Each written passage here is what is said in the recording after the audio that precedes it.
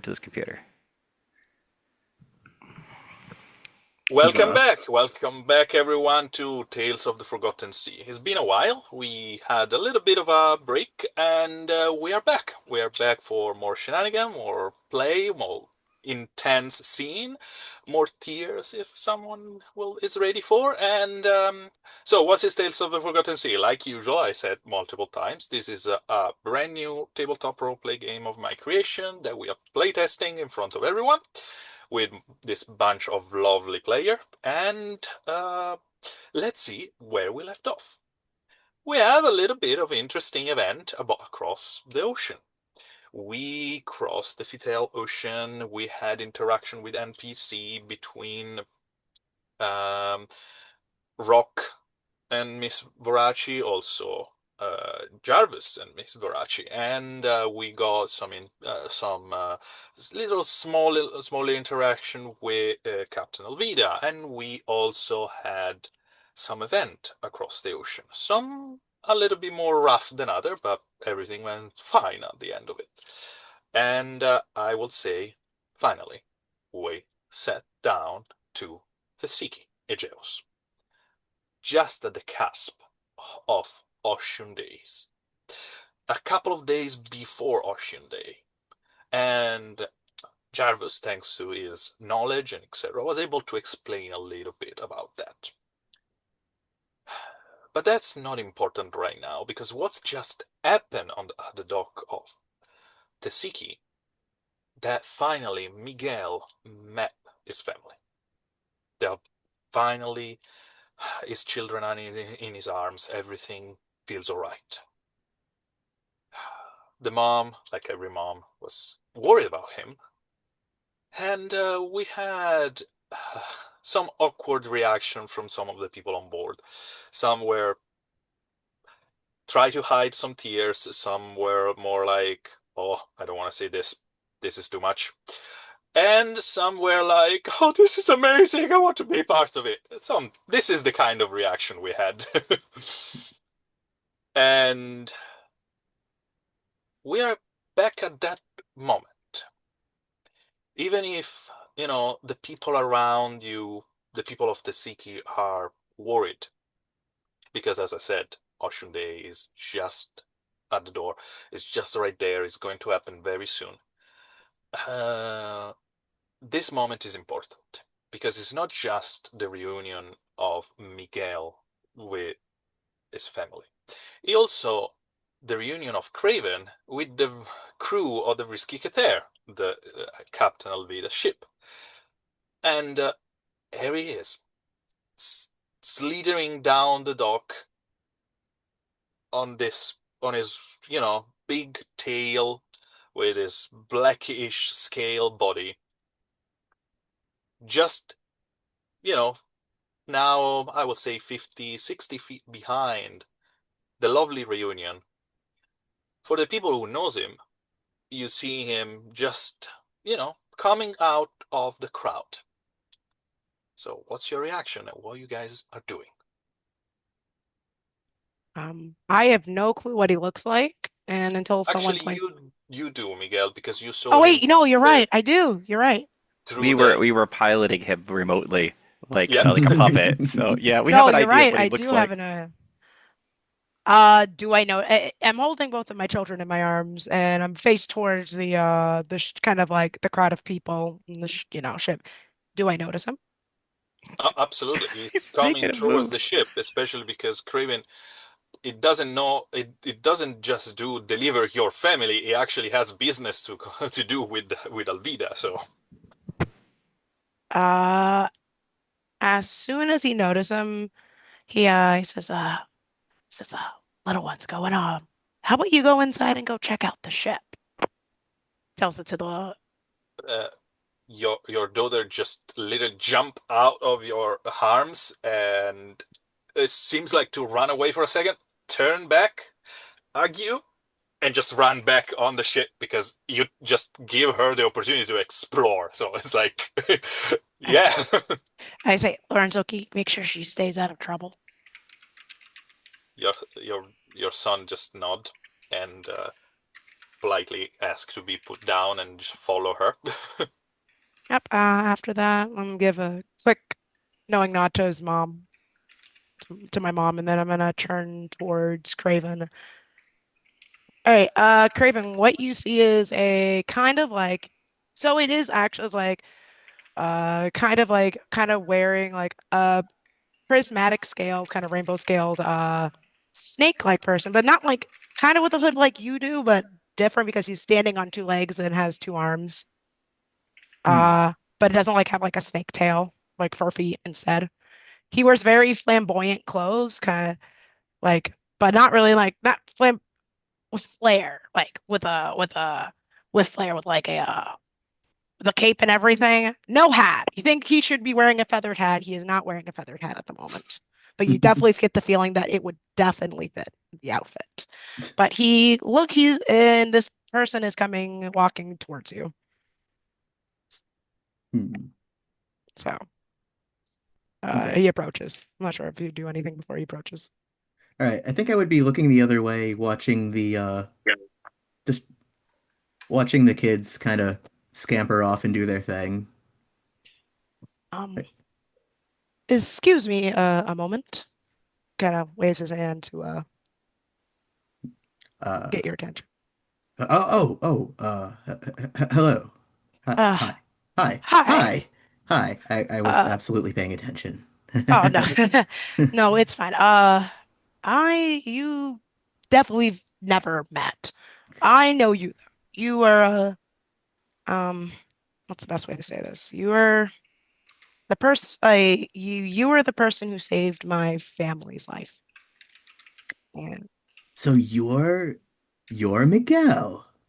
yes, Ah, give it's nice to meet you. I've heard wonderful things. Your family is delightful. they didn't cause. Uh, yes, they really honestly they're the only honestly really the only thing I have left that are wonderful in this world. But Oh, I just I don't really know I know who you are at least a little bit, but I just wanted to let you know. I know you were taxed into helping my family, but he looks away but then looks towards you, but I really want to let you know for literally everything you did. You saved my little Lucia, you saved little Lorenzo, you saved my mother. You got them out of there. You risked your life for them. You could have just walked away when it was too much trouble, but you see that he's full. He isn't crying. He's full of emotion, but he is. But they're here. They're here, and it's because of you. And they're really there's really not enough words, no action, nothing that I could say that lets you know how much that I I'm bad at this. There's really friend, nothing. friend, let me cut you off for a moment. You've said everything that you need to say, my friend. How do I put this? I got just as much back from them. They're they're a wonderful sort, and you're lucky to have them. It was my pleasure. I'm glad that they're safe. He I looks at. I'm sorry. was I was gonna say, Craven bows his head just a little bit. He's also not super used to this kind of thing, not used to emoting a heck of a lot around other people. So he's bumbling around. The tip of his tail is kind of swishing back and forth with a little bit of nerves, but he's holding it together.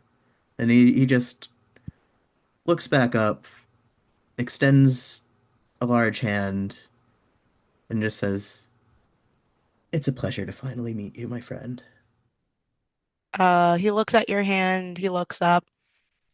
You definitely don't see him wiping tears off, but he gives a big smile and he takes your hand with a very firm grip. And it's like it's a pleasure to meet you too, friend. Wow. Cra Wow, I got how many friends in the past week? God, this is. I think I doubled. Like, you didn't hear that, but he stutters. But anywho, but actually though, if you need anything, I owe you my life. Anything at all. You've been true. Lucia, she definitely speaks the world of you. She definitely looks up to you. But To this, his a smile starts off small, and then his jaws just do that thing that snakes do where it just like creepily wide. Not like uncomfortable, just like it's kind of weird seeing jaws on hinge like that, but he's just all pure joy at hearing that Lucia thinks well of him. The the feeling is mutual, my friend. Oh, it's going to be hard to part ways with that little knight. it's not a it's not a goodbye. It's a see you later. Maybe I'll get you help me out. Maybe you could. I heard you're maybe you can help hang out or quote unquote babies. I'm not gonna help you babysit my kids. You can hang out whenever you ever want to hang out with them. Just let me know. They trust you and I trust you. Ah, My mother that trusts you. She's really hard to trust too. Like, just saying. Like if my mom trusts you and she offers you food, then that's saying something. that is That quite the that's love language. I was fed very well on the ship. Yeah, she's one of the best cooks in the world. We never had one. She's able to always be able to whip up something, even out of literally nothing. But he starts kind of opening himself up a little bit. Like he wasn't guarded before, but he feels definitely looks like he feels more relaxed. He looked like he was a little anxious about how to find the right words in this conversation, but he was seems more happy that he was able to express himself in such a way. So, And uh, Craven is just all grins and like y'all don't know him super well yet and might not have this context about him, but it's he's a lot warmer than he has an easy time being. I, He's just delighted. I, I am gonna have to give you. We're gonna have to. We're gonna have to do a game of cards later. We'll do that. Tell you what, I'll treat you tonight. And it's like, anywho, you're part of the crew. Oh yes, you probably have other people to meet with. So Ah, friend, you overestimate or well, underestimate my amount of free time at the moment. I would oh, love a game of cards. And well, speaking of that, speaking of people that you, Craven, should meet, you see Captain Alvida, uh, you know, on the main deck, behind the rail, watching this whole things unravel in front of her. And she's not pushing or she's not calling you off, but you both know that that's your next obligation, I will say. Hmm. And speaking of other people that they are watching what's going on around you guys, you are pay attention. Pay attention of people, intention, and behavior. Especially one of you is looking at people behavior. So people, in the meantime that this chat was going on, asked me for some role: investigation, perception, insight. So Jarvis, you're 17. Tell you a few things. There is a lot of not indigenous people on this island. There is a lot of visitors, people that pass by, people that just unloading stuff, ready to, you know, take the sea again as soon as Ocean Day is gone. You don't see anyone pay attention to you guys specifically, neither specifically on Miguel or the children. Uh, yes, there has been a couple of eyes just watching in your direction, like like, oh, what's going on there? And oh, family reunion. Moving on. That was the kind of you know glance you caught. How about you, Rock?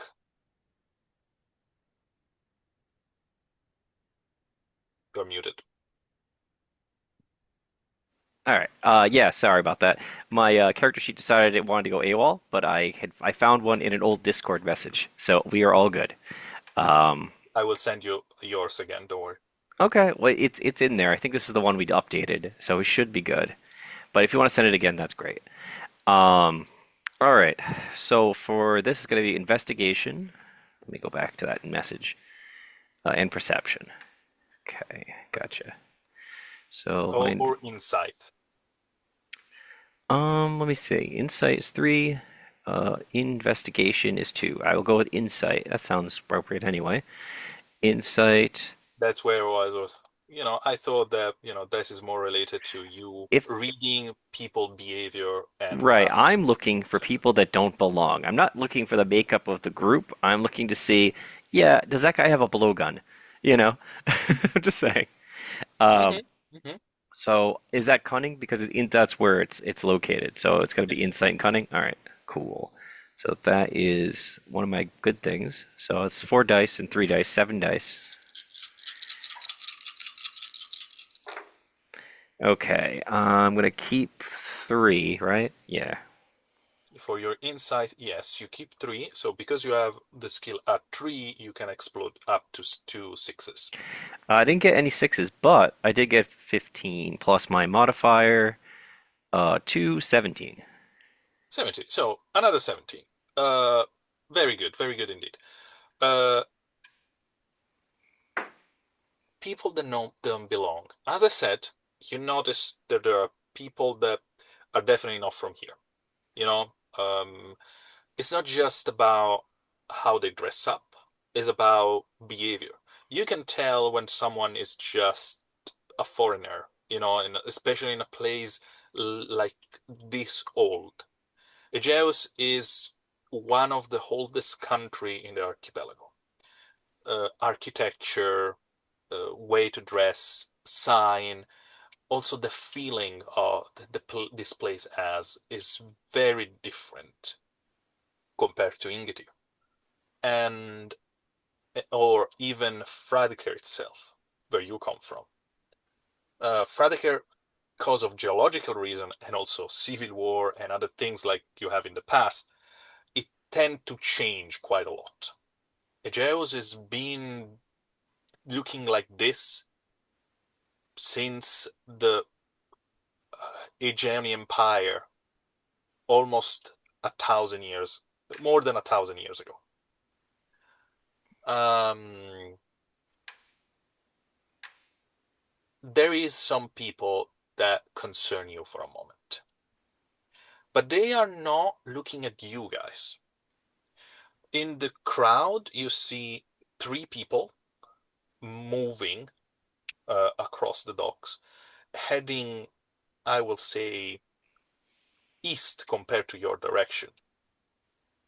And the way they dress at the beginning look like just a rough and tumble kind of people, a little bit with strangely good taste in terms of what they wear. Not flamboyant, but definitely a little bit more refined. Still, ruined by used and time, and probably life at sea. One of them wear a symbol, almost like a bandana on his arms, and you can see a symbol of it. And the symbol is something that you recognize kind of immediately, you need to think of for a second. It's the Broken Tides is a brotherhood of pirates. And these guys are walking across the docks without a care in the world. Do I see this group of 3 as well? My perception of the same perception. 17, yeah, I can say yes. Would I also recognize that symbol? Hmm. I mean, I would say that I've probably been to a Geos at least a number of times in the last couple of years since I've come to the sea, and I've gotten a pretty good understanding of how this place is. It's a little bit easier to deal with because of its age and its Yeah, no, consistency. I will say yes, you recognize it. Is it's a little bit less immediate because Rock has, I will say, so much more experience with the underground. Well, He's a little bit more streetwise in so this. Sure, so sure. I feel like this is a combination of they're having their moment, and like Rock and Garvis are kind of like back from the scene, looking over the crowd because they're nervous about this place. And he notices there's people walking around, and Rock will literally, if Garvis is there, be like, "Yeah, oh crap, the Broken Tide guys are here. I don't know what's going on." I mean, that's not so alarming. I mean, with the sea the way it is right Hmm. now, it Yeah, they don't should want to be just on the be ocean. a lot of people. I mean, and I would also assume that there's probably a lot of extra people because anybody in the area probably came here to escape the weather. So maybe they're just here, because this is a safe port for them no matter what. This But might we should mhm. definitely keep an eye out for larger groups of them. This might be a good time to gather information from actual people since everybody's stuck here. So, like for example, Mm-hmm. if I was to go to the tavern or something and try to like poke around and see what people are talking about, since everybody was forced to port anyway. Mm. There's also the option of having our rogue do some rogue stuff. Would we be able to possibly make a symbol that looks like the Shadow Consortium? I was asking about that stuff, but I'm like trying to do it from memory is not a great idea. I would prefer to get better intel before trying that gag, you know. Um, I'm saying maybe make up a symbol that is their symbol and see if our rogue would be interested in poking around. Just as an idea. Don't have to do that right away. Let's talk about it. Yeah, Just I thought really that think crossed that's a my. plan that you should workshop. Like you shouldn't go Yeah. straight Oh into yeah. that. Oh yeah. Uh, No, no. I don't mean like right. here, hot pot, go start walking around. Uh, Look, we may never I've see him already again. talked to, and we're talking about this quietly, not Mhm. because Oh we're yeah, in a yeah, crowd of people. I'm like, yeah. um, I've already talked about such things to Lady Verace already, Mm. and for I do not want to risk somebody else when I feel like this is the mission that I'm going to go on. So, Mm. I want we shouldn't plant a target on our friend, our I mean, you wouldn't say friend in that way, our comrade's back, um, Mm. unless we know that this plan would has a chance of success. And so I agree. I agree let's with sit you. on Let's that put it for on your now. back. Okay. Let's make you wear it then. I mean, I literally this is more like a personal thing, so I should have to wear the. You should make Hot Pot wear it. You know. He should be maybe following you to keep you Sure, that's safe. fine. I just we need to sit on this plan until we've got better information, which is one of the reasons I wanted to kind of scout out the tavern and stuff later. Um, Do we know if the pirates would have a lot of crossover with the Shadow Consortium? Okay. Can I have, for everyone that is interested in it, have a history or society roll? oh boy. Would because I'm having an emotional moment. Am I That's even gonna fair. like I'm being super cringe right now? Am I gonna even gonna notice any of this? Like, would I even get a roll? I will say if you want, you can roll, but you have a disadvantage. I'll roll. I mean, the only thing I wonder is would I even be I'll roll.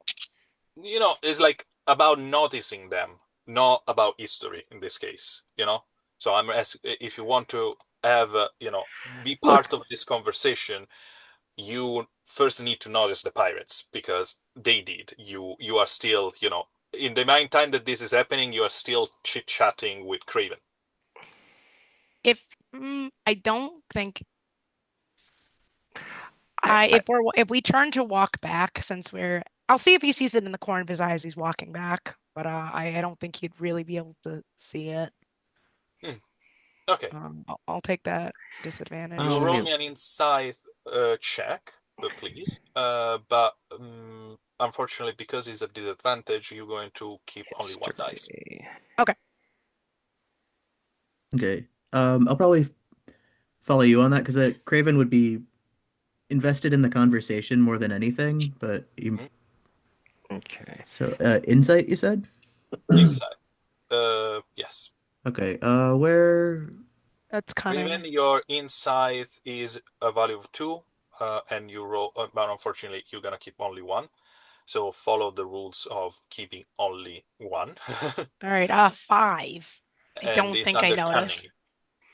So you are overwhelmed by all of those emotion, all of those things happening. It's just um, you have just met the person that saved your daughter and son life, your family, and also you are being finally reunited with them. So pirates are the last of your concern. Yeah. Okay. I have a question about the society roll. Now that's based off presence, right? Yes. Okay, I'm just making sure because all right, got it. So that's gonna be 6 dice. Yep. Okay. Okay. And I just want to confirm that I did this right. So I rolled two dice. I got a three and a four, so I keep the four, right? Okay. Wait a second. You Four. didn't roll only two dice because you roll Oh, insight with your cunning. So your oh. cunning is 4, your Oops. insight is 2, you roll 6 dice. Okay, However, my bad. you can keep technically only 2, but because I gave you a disadvantage, you keep Hmm. only 1. Thank you. Okay. 12 and 7. I 12, programmed a little dice roller into this little guy, so I'm just doing it through that. 7, 19. Would the And six explode in this case? yes, it will. Okay. 22, sir. Oh, okay. Both the six. So it was a 6 and a 5, but then it bounced off of my hand or something, and it became a 6 and a 6. And then I was like, okay. Then I rolled 7, and then plus the bonus. So yeah, 22. Damn, dude. 22. Okay, we have a first crit of the night. Uh, Jarvis, did you roll as well? Or Pot, did you roll? Or I rolled. Oh, hold on 1 second. Yeah, I rolled an good. 11 for history. I Okay. rolled. I'm sorry. So originally I rolled um for perception, which I think you had called for that earlier. I Yeah. rolled three sixes, a five, and a four, and I Hmm. only explored 1 6, right? Because you roll for your perception, you have only 2, so yes, only one explode. So Correct. I rolled an additional five. That's very good. Oh wait, I just realized I only have 2 in society, so only one of them should have exploded. So I will go with the lower one. Okay. So that takes yeah, that takes 4 out of that. That makes it a lot more different. I forgot that if it's 3 pips, then it's 2 explode. So only Yes. one of those exploded. So 12 and 5 is 15, 15 and 3, 18. That makes more sense. 18. Still a very good Still roll. decent roll, but yeah, A not very not good the roll. insane And 22. because I don't take things back, I still keep going to give you the critical token. Uh, all right. Um, and so, Otpot, you have noticed those pirates as well. Okay. So you can also be involved into the history or society role. Oh, Uh, Uh, okay. History or society? mhm. Um, where is society? I see Under history. panache, under presence, sorry. Under presence is, and you Oh, don't okay. have any dot on it. Okay, so let's see. Neither in Um, history, but so I can roll four dice with wisdom, right? yes, absolutely. You keep the highest, the lowest. Unfortunately, no 6 explode. And you Okay. add your bonus, your wisdom modifier. So +2 Okay. at the So end of the roll. I got 10 for wisdom. Okie dokie. So both you and Jarvis know this. There are factions of pirates. There is not only one. And usually there are like 5. The Broken Tide are a little bit more like liberal. that they have their code and etc. But it's more like a guideline. They are like they sometimes help each other. Most of the time they betray each other. But it's almost like we are all part of the great pirate family. Technically speaking, you guys are part of the Broken Tide. I mean, at least Alvida is part of the Broken Tide, but she doesn't affiliate officially with them. The other are have a bunch of name, different rules, and etc. So that's pretty much what you guys know. Rock, when you're 18, you know all of this, plus you know the different faction. One of them is the Sons of Jolly Roger, based on Jolly Roger, the Pirate King.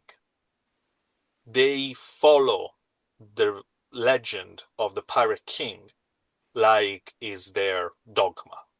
They think that the article of piracy written by Jolly Roger during his era are the law. They are mostly, romantic in this kind of way. To kings and countries, they're of course criminal, but they dream of a free sea, and they have the idea of the freedom, and the Jolly Roger bring it to the sea as a beacon in the dark. Okay, so I'll write that in my little mental notebook of, hey, when I talk to them, treat talk about Jolly Roger as if it was the yeah, okay, yeah. Okay, I'll write But some notes. those are not the one that you saw. They are not the Right, Sons of right, Jolly Roger. right. The other one, in contraposition of them, there is the Crimson Brotherhood, the Iron Tyrant of the Sea. They don't take survivor. They think that captain and crew, they follow a specific order. Obedience is absolute. The strong rule the weak. They conquer, they don't plunder. And they are considered the worst in terms of pirates. Awesome. Okay, so yeah, the Broken Tide has some serious variation in their ranks. No. The Broken Tide is one of those five Oh, okay, gotcha, things. gotcha. And there Yeah, is the the five broken tide is almost like the nicest of the bunch bunch, in a sense. the handbound voyagers. They are, Yeah. it's like they don't claim fortress, they don't rule port, they don't think, oh, the Jolly Roger was the best of us. It's just, we are Okay. pirates, we try to survive, let's make money out of it. Hmm. Yeah, Oh, okay, okay, yeah, we could get they're along. That's fine. they're like us. Yeah, exactly like you. No, That's So the reason see, why I say Alvida is kind of considered one of them. so then into the whole category of we do it for the paycheck. That's fine. Rock can understand that. Yeah. So okay, gotcha. And there is other two. They are the one answer to your question. If the Shadow Consortium is connected to piracy, yes, there is a group called the Whispering Corsair, the Shadow of the Sea. The Whispering Corsair are born in smoke and broken alliance. They are like thief and assassin. They it's like their captains, some of the captains don't even have names. Like one of the most important member of the uh, Shadow Corsair is called the Admiral. That's it. That's everything you need to know about him.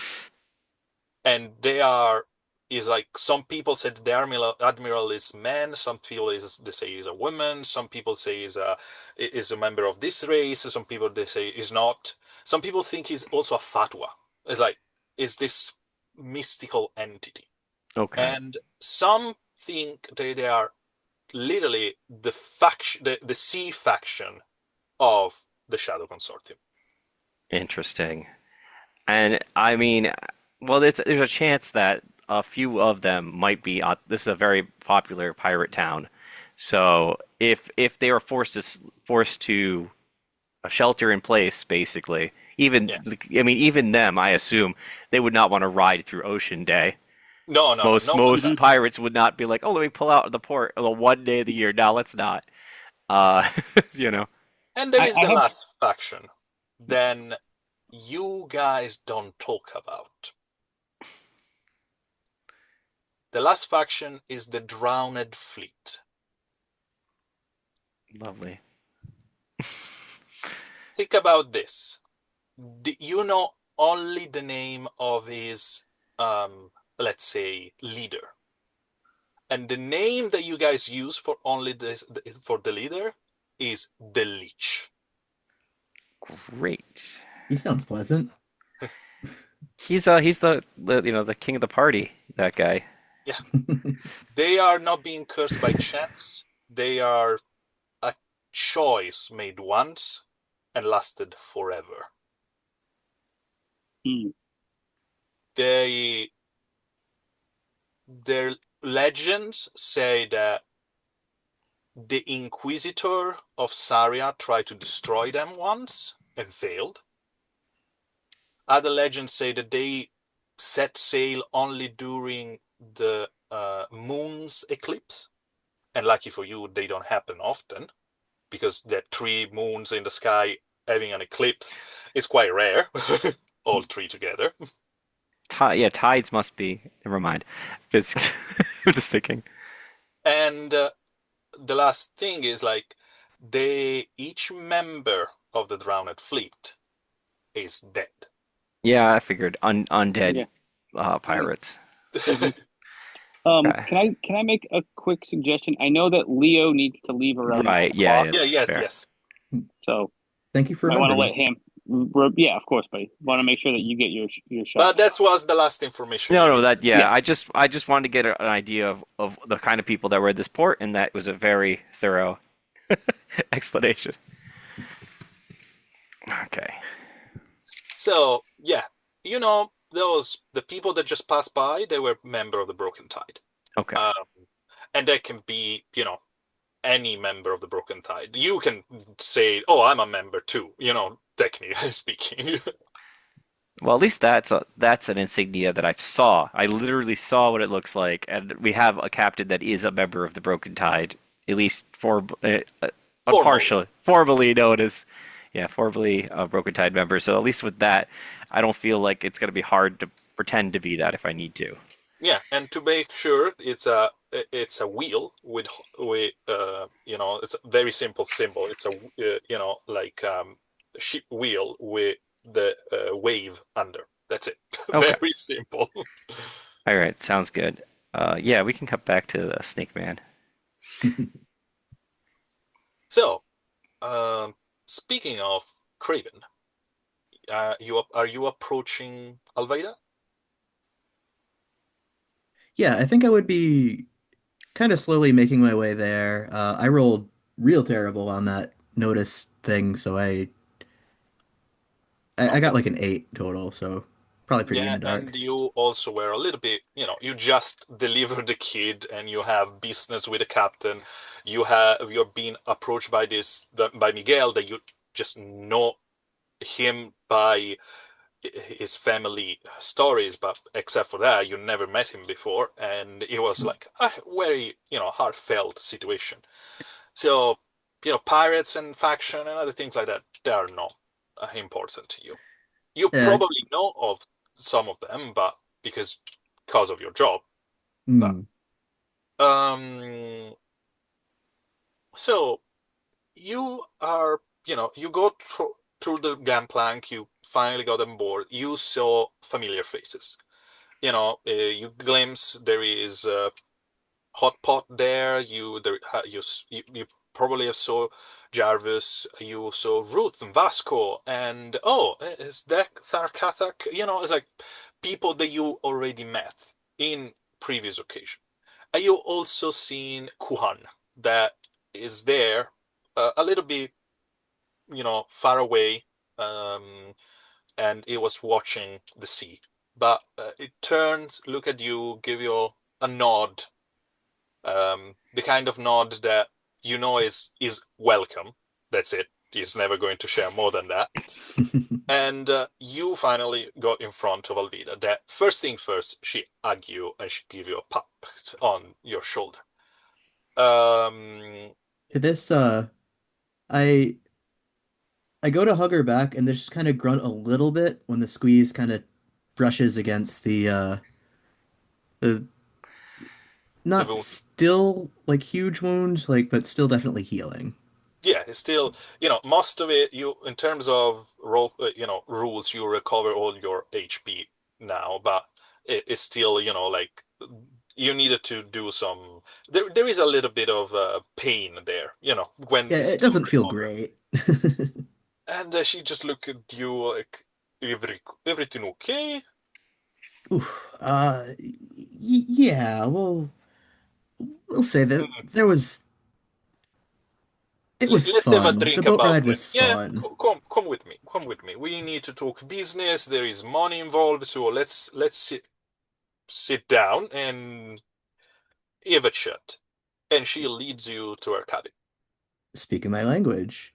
I think I would glance over my shoulder briefly, noticing I just peeked in the chat and Miguel would be walking beside me towards the ship. I would just kind of glance. I'll be back in a moment. Oh, Or, take your time. you know, I have to go. Looks over towards whatever chaos Lucia's been up to. It's been a while since I have some quality family time. Sounds good. You heard the voice of your son just shouting, "Put it back!" And that is your cue. It's like, Yep, you and know, it's like I give a nod and I run off. I'm going to miss that chaos. and Please um, give the little knight a hug for me. she is, by the way, out of, Thumbs up. you know, she is trying to get one of the rifle out of the armory. Uh, Lovely. so, uh, speaking of the inside of the cabin, when you walk in, all of a sudden, you realize that you guys are not alone. It's just for a split second, you think, weird. I feel like there is, oh, there it is, in the corner. Just almost like hiding like a spider does in the corner of the ceiling, you see a crouched Geraldine just smiling in your direction. Ah, And my friend. she just almost move her hand like this, almost expecting something. And she just smile like a children waiting for candies.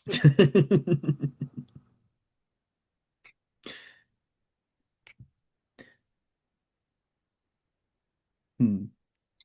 I just, I, for a brief moment, look like I got caught with my pants down. Figuratively speaking, snake, no pants. But, Yeah. oh, my friend, it has been such a colorful is a word for this trip. But I think I have something that you might like. You enjoy things with history. Am I right? Things that have been through a bit of an adventure. God. Well, ah, this knife. I reach into one of my bags. This knife is very close to my heart because it was very close to my heart. A little bit too close, in fact. She uh, at the beginning seems like hesitant for a second, and she just gently put her hand on your chest. It's cold as a rock, a piece of, a gravestone that just touch you, and kind of refreshing just for a split second. Um, I shudder but smile. I'm so sorry. Can I have it? It's for you, my friend. She just snatch it out of your hand and she look at it.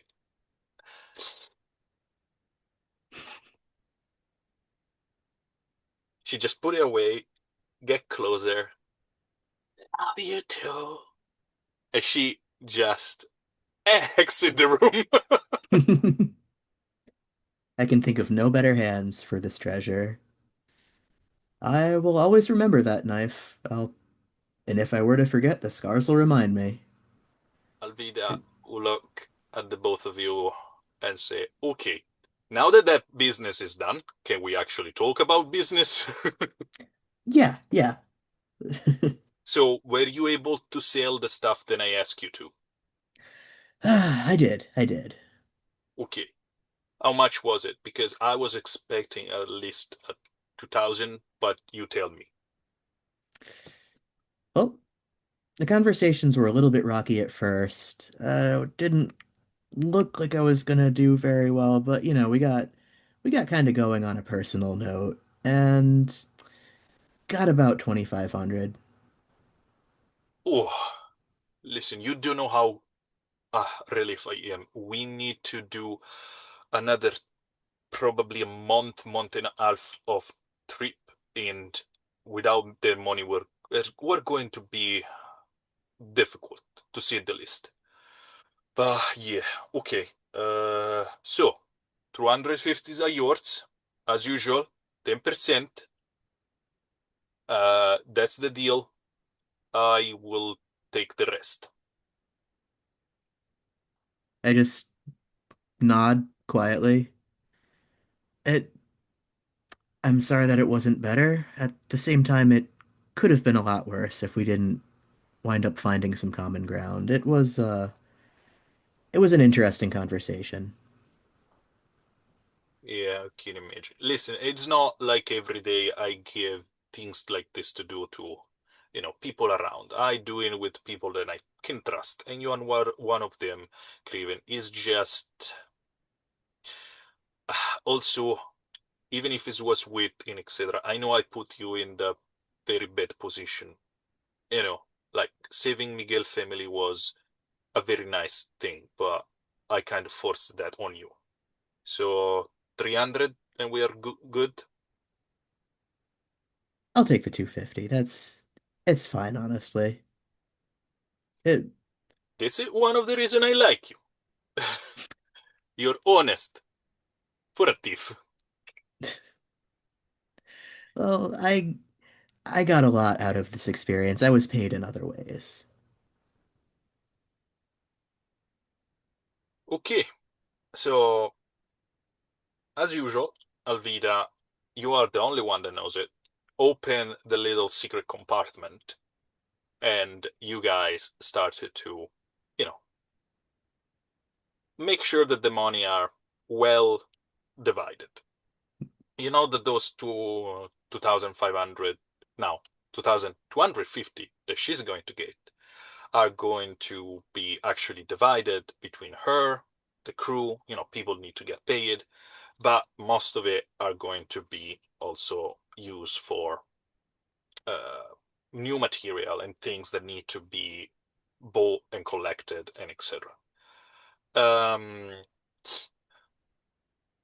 so is going to take you 25-30 minutes in order to make sure that everything is, and also it's not just money. Sometimes you have just also piece of paper that with that connected to um things that you can collect later and etc. You don't go just around with a massive bag with 2,500 silver I you just know thought it would be a funny thought, that's all. yeah, no, but it's it's of course comprehensible, and you put everything back together and you got your 10%. That, as you know, is a massive deal. Fans like you usually, if they're lucky, they got the 5% or sometimes 8. The fact that she gave you always 10% is one of the reasons why you work for her. And in all of this, the conversation got interrupted by a knock at the door. Velveeta just didn't expect anyone. Um, and The little hood just like shoots straight up. at the sound.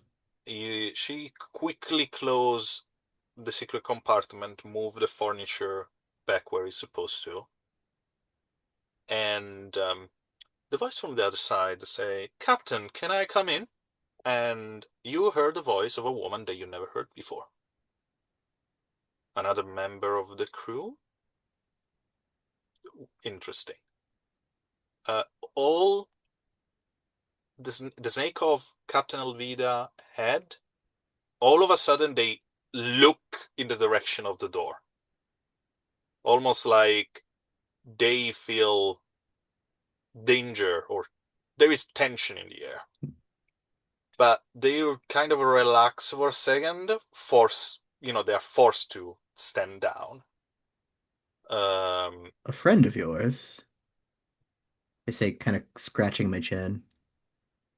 I would say formerly a cargo, a little bit more like a guest now. Oh, And come in. And the door opens, and for the first time, you see this woman that you will know very soon re- responds to the name of Lady Carla Voraci. It's this very pale, very beautiful woman with jet black hair, short and collected together. Very nice, quite expensive silver and emerald jewels, sorry, with, earrings and a nice necklace that goes to her cleavage, rings, and she is wearing, even if it's not very functional, a very tight corset, also black, that almost look like scales, kind of remind you of your own skin, with a very high collar. Um, Smoky eye and a nice smile. A smile that can cut almost like a blade. She walks in. She does a little bow in your direction. Oh, I'm sorry. I didn't know you had a guest. I didn't Lady know we were Voraci, expecting company. at your... And she just looked at you for a second. Did we ever met? I don't believe we have. I kind of squint a little bit, leaning towards her just a smidge. Mm, I don't believe so. Hmm. Well, the pleasure is mine, ma'am. Will you be joining She us? just offered her hand, waiting for you to kiss it as a gentleman should do, and almost, waiting your reaction with the same, mm, I will say, the same look than a teacher will give to a student.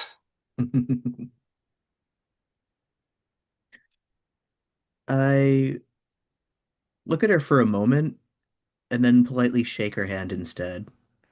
A pleasure. The smile just go a little bit wider for a second, and she just turned her hand in order to shake it properly.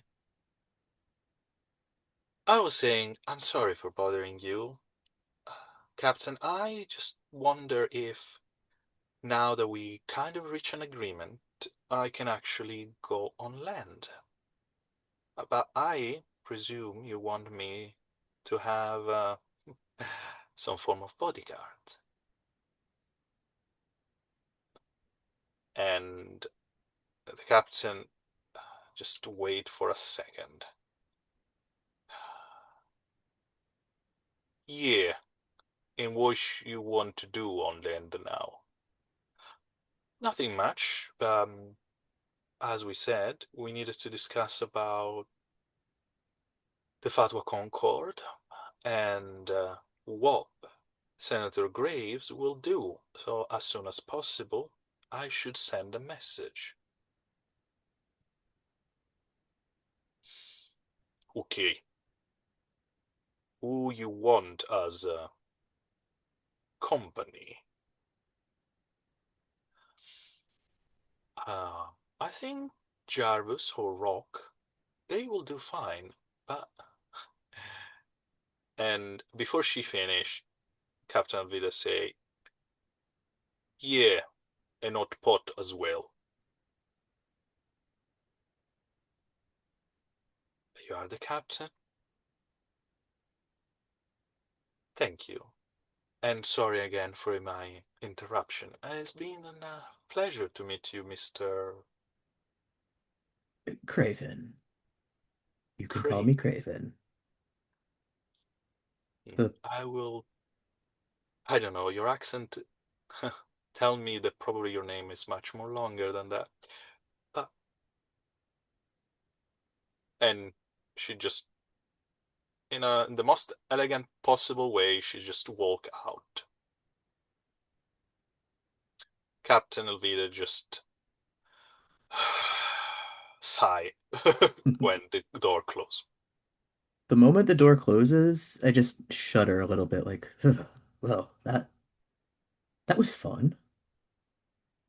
Yeah, you you know when people uses to say is like having snake hidden in your pocket that is not being used anymore because people consider it a little bit racist. But there was this old way of uh, say the venomous intention are just hidden there waiting to strike. Yeah, getting that vibe. Getting that vibe. Do you want to go along with the rest of them? Should I? Maybe you can get out some extra information that they will not think about. At the end of it, you are probably the best fence I know. And that Ah, woman, yeah, that woman is more Gorgonicus and Snake than me and Rock put together. so delightful company then. Maybe, Also, that's a member of the Voraci family. Just for you to understand.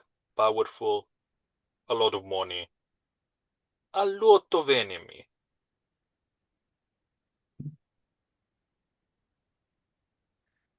hmm, I shouldn't let them go. But I keep getting sucked into things. This, my friend, Captain, this has become the longest distraction from going out to get dinner I have ever been on. I just chuckle Why slightly, don't shaking you my have head. one on me? I know I just paid you, but she put another 10 silver on the table. Let's go and have dinner with the rest of the crew tonight. You're too good to me, my friend. You do us great favor, and I like you, so The feeling is mutual. I Let's go need have a to nice meal. organize the rest of the crew to drag this on land before Ocean Day strike on us.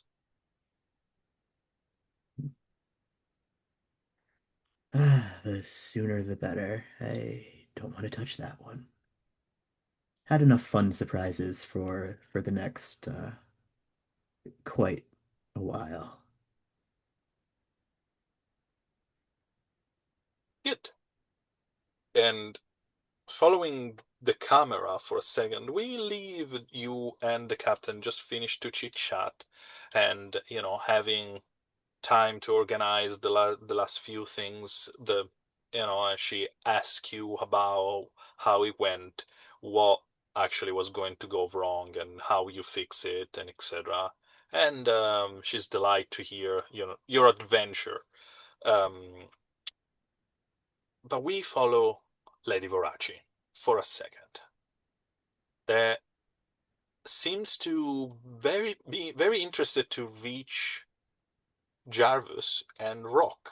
They are quite close to the edge of the boat, still looking and discussing about piracy and faction and other things like that. When you see the same figure I just described walking towards you, Who let her off of the boat? That's what Ross. she is still on the deck. Just looks at Garvis. It's like, who let her off the boat? Jarvis just looks over at her and goes, "Carla, settle an argument for us." And he like waves her over. Oh my God! This again. Okay, go ahead, Garvis. You brought it up. So do you think that do you know much about pirates? Sorry, could you repeat that, please? Oh my God! Do you know much about pirates, Carla? A little bit, I would say yes. So we're trying to figure out which is. I mean, we all know which one's the worst pirates. I mean, obviously The what do you undead call them? ones. Yeah. The undead, the pirates Okay. under the sea. But the shadow pirates of the sea, or the ones the zealots of Davy Jones. Which one would you? I think it's the zealots. I mean, they're just so headstrong. Sure, the other ones kill and take no prisoners, but that's fine. But the zealots, they want everyone to worship Davy Jones. Which one do you think is worse? And he just gives her a wry smile. Hey man, he wants to know that information. I wasn't asking. Jarvis There just is a moment of gives her a pause and wry smile. and she said, while the sons of Jolly Roger and the Crimson of Brotherhood seems so much involved in everything, they are just gullible as everyone else. You give someone a mission and also a blind faith on something like order, like Jolly Roger, and they don't see the bigger picture, are they? See, there you go, Jarvis. That's exactly what I was trying to say the whole time. Are you Thank you. talking? Did you just talk to yourself? So Rock just shakes his head. sorry, I'm looking at my name. That's fine. Rock. Yeah. See, Yeah, Rock. yeah. There you go. That's what I was trying to say the whole time. That's what I was trying to say. Thank Look, you, Carla. all I was asking you was maybe possible connections to the Shadow Consortium, and then you got to this whole concept of, oh, this one's worse than this one. They're all pretty bad. It's like saying, like, you know what I mean? Like, it's rotten apple to rotten orange, you know? Like, I'm just saying which one was worse. That's all. okay. They just seem worse Regardless, to me. what? I'll look at. What's going on, Carla? That's okay. Sure, that's the way you can talk. Rock will just look her up. I never met any of them, and I prefer that way. I heard the stories about a couple of their captains, and I will definitely will say that I'm glad I'm on this ship.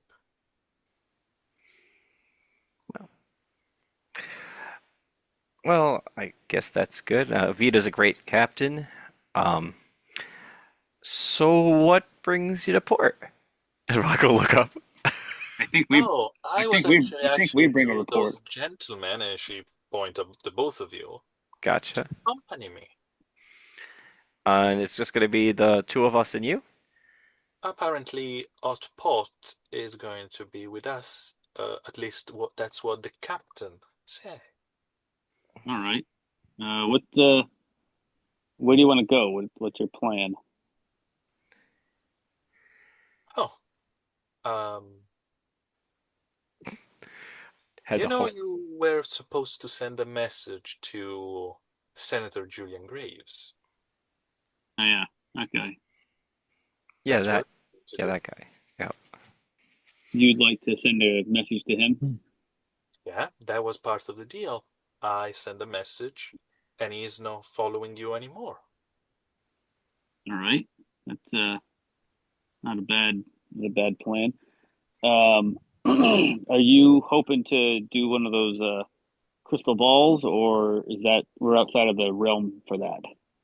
I think we are a little bit far away from that. So just a regular piece of mail. Yes, it will be delayed, at least. For obvious reason, she point at the storm that is rolling Rolling. in Yeah. the distance. Yeah, yeah, yeah. Right. We He'll should get on that. Yeah. he'll understand that. That's I do not inevitable. understand that. Um, do I have a do you have any question. other? Do you have, oh, sorry. This storm that's coming, like, wouldn't like the Islanders be like batting down the hatches? Oh, they do. They are, you know, people are literally just taking things out, like taking things inside. Some is actually hammering down windows, plank over doors and other things like It's this. probably a cacophony of hammering noises and construction jobs going on right now. As Absolutely. also boats being heavily moored, removed Mhm. from the water. Whatever And precautions can be done. some of the most richest people are actually being able to rent those big warehouse where literally the ship are going to Yeah. be Just gonna pull it in. Yeah. all Parking in. Yeah. it. And Hmm. but you guys don't have that kind of money, so you're going to be, hopefully, thanks for the 2,000 gold that they just came in. Sorry, 2,000 silver that just came in. They are going to be able to, secure the ship as best as possible. Yeah. But you can definitely expect damage. Hmm. But Hmm. Lady Verace, you expect the post to be open? He's got a point there. Well, I it's will. still a couple days. Still a couple days before the storm hits. So I guess. I until just I tomorrow. just think that the people who work there also have homes and property they want to protect. I just think it's kind of odd timing that we're doing this right this moment. No time like the present, but I see your point. Let's have a stroll in town and see what we get. Do you really want to walk around the way that we look, the way that you look? Maybe we could I I think he means dull that. As dull I your go shine shopping. down. Sorry. She asked, "Do you suggest that I go shopping?" Oh man, I'm gonna have to Um, carry bags again. maybe maybe we could just rustle up something here on from the ship that you could toss on. Uh, oh, understand what you mean. I asked Geraldine to lend me some clothes, and the answer was a little bit on the denial part. I don't think that your second mate likes me very much. Mm, well, I mean, we all heard that you had all those lights on down there. She's probably not thrilled about that. Um, let me see what I can do. Why don't you uh, just give me a minute? I'm gonna go and check in on the captain. Hey, Rock, why don't you do you want to check and see if maybe you could borrow something from Geraldine? Um. Or Oh, why? I think Hotpot has the better relationship with Geraldine. I could just I'll wait here with oh Lady yeah, yeah, Verace, and that'd be yeah, great. yeah, I yeah. don't You wait here. think I could. It's not that I can't negotiate with her. I feel like Hotpot is closer to her. He'll have a little sly smirk as he says that. Yeah, The yeah. Hot pot, you want to alternative do that? the alternative is we can go shopping and you can buy all of us clothes to match your attire. I mean, okay, but then like they're not going to be. And I know a little bit about society, and Rock will be like, "Listen, yes, we could do that, except she will look the way she looks, and we will look like people wearing ill-fitted suits." Which I don't know if that's worse. You know, I'm just saying. Let me go talk to the captain. I'll be Okay. right back. You guys figure it out. I, And can, I'm gonna go. I am willing to talk to Geraldine. Sure. I Mhm. will I will wait with Lady Verace until you guys return, and yeah, that'll work out. All right. We'll just kind of Split the party split the everywhere. party everywhere and just Mhm. Okay, ruin fire. ruin your Okay, day. very quick, very Yeah, quick. quick fire. Got it. Uh, quick fire. Jarvis, you go to the cabin. You knock at the cabin. The captain and Craven are still locked into this long conversation about what is happened and etc. etc. The money are not on the table anymore. Yeah. Go with your question. Hey, sorry. Oh, hey, Craven. Good to see you back, buddy. We got to catch up. The captain Lady Ovidia wants to go into town. I don't want to walk around with her dressed the way she's dressed. Yeah. Can we Oh, borrow some clothes? oh. I mean, we don't fit the same here, but you can grab one of my stuff. Yeah. I'll just grab a couple things. He like kind of Jarvis being very direct, like goes and like Yeah, yeah. grabs a You couple go things. open the wardrobe and you Uh, see this, very this. few, clothes because your captain pretty much wear almost the same stuff. Yeah. She's Mr. Some Rogers. of is like I have the winter clothing, the fall clothing. It's like, and you grab a couple of things. You notice that she have her long staff, the one she used during the ritual, put it behind the clothes on, inside the wardrobe. Hmm. Um, and because of that, all the clothes are kind of cold because that things always emanate a little bit of, cold temperature and a little bit of snow that is at the bottom of the wardrobe. That doesn't melt because it's magic. Okay. uh, so you grab a couple of things Use it and as an ice box. yeah, pretty much. Put some drinks in And there. you just walk out. Then So she, I rolled an insight, hmm, if you don't mind. I rolled an insight. I rolled a 16, 17, 8. I think it's like actually is it plus three on that? On cunning, yeah, plus so it's a stunning. 19. So I Yeah. rolled a 19 just to go, okay, this is what I know about Varachi. This is what I've got. I'm gonna grab the things that I think are the most apropos to her character and bring those out to her and say, uh, the captain's letting you borrow one of these things. Take what you like. Okay, so she's usually wear gown and a corset in most of Hmm. occasion where you saw her. Those are the kind of things that she wearing. Hmm. Most of she likes dark color, so Hmm. black or very, very dark gray, with Hmm. sometimes a splash of white, Hmm. especially Hmm. to contrast her very pale skin. Hmm. However, your captain doesn't have gown; she wear pants. Yep. Yep. Oh, and I want her to look more like a little bit out of sorts so Mhm. that she looks a little bit more like a pirate. And but your captain has one corset. That's definitely something that she doesn't wear it most of the time. Hmm. Hmm. But in some formal occasions, she put it on. Especially when you were guys were trying to hide your real identity.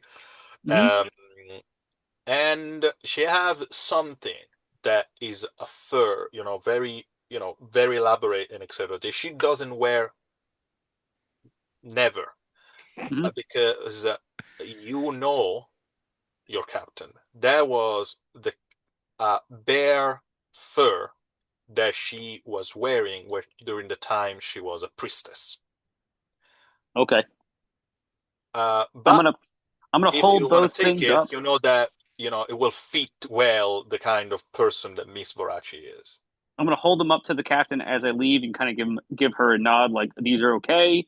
And she kind of like whatever, in a sense, like sure, take it. She And just pondered for a second. On the first two, she just nod and she see the fur and just for a second, like she sighed and just nod.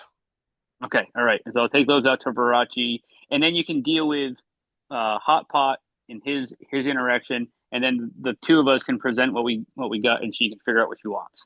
Exactly. And speaking of off-pot, you are actually have an interaction not just with Geraldine, but also with Miguel as well. Because Miguel, let's have a little bit of moment. You are just, convince your daughter that playing with a rifle is not the right moment. It's also, maybe later, but not now. It's like a no, no, no, no, no, no, no, no. Stop. He's like And taking it out of she her just, hand. she's trying to hold it on you and etc. And she, all of a sudden, she stop and she just leave, just like release the rifle. And if you didn't know her enough, you think someone just cast something like a petrify spell on her. Takes the rifle out of her hand. Thank you. When you're older, I'll teach you how to use this. And she doesn't respond. He kind of narrows his eyes. See ya. Kind of a little What's concerns on his that? face.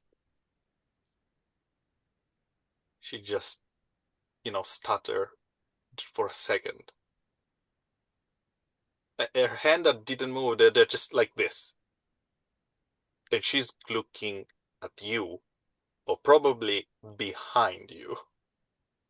Freezes for a second. Just he look. Is there anything on the ship in towards that might reflect what might be behind him, or if not, he'll You just are, turn around. you are on the gun deck where, because you went downstairs, and on the gun deck there is a lot of things. There is the area where people sleep. There is the area where hot pot cook is stuff, and etc. etc. And of course there is this little area where the armory is. And the area is also close to the stairs. They go down there, downstairs. And he turns around, takes a look behind himself. And you see her. Geraldine is just there, towering over the both of you. Just Oh, hello, big welcome. eyes, smile in her hand, with clutching both of her hand clutching a knife, almost like it's the precious treasure she ever had. And she's just staring at your daughter, not even at you. Picks up Lucia.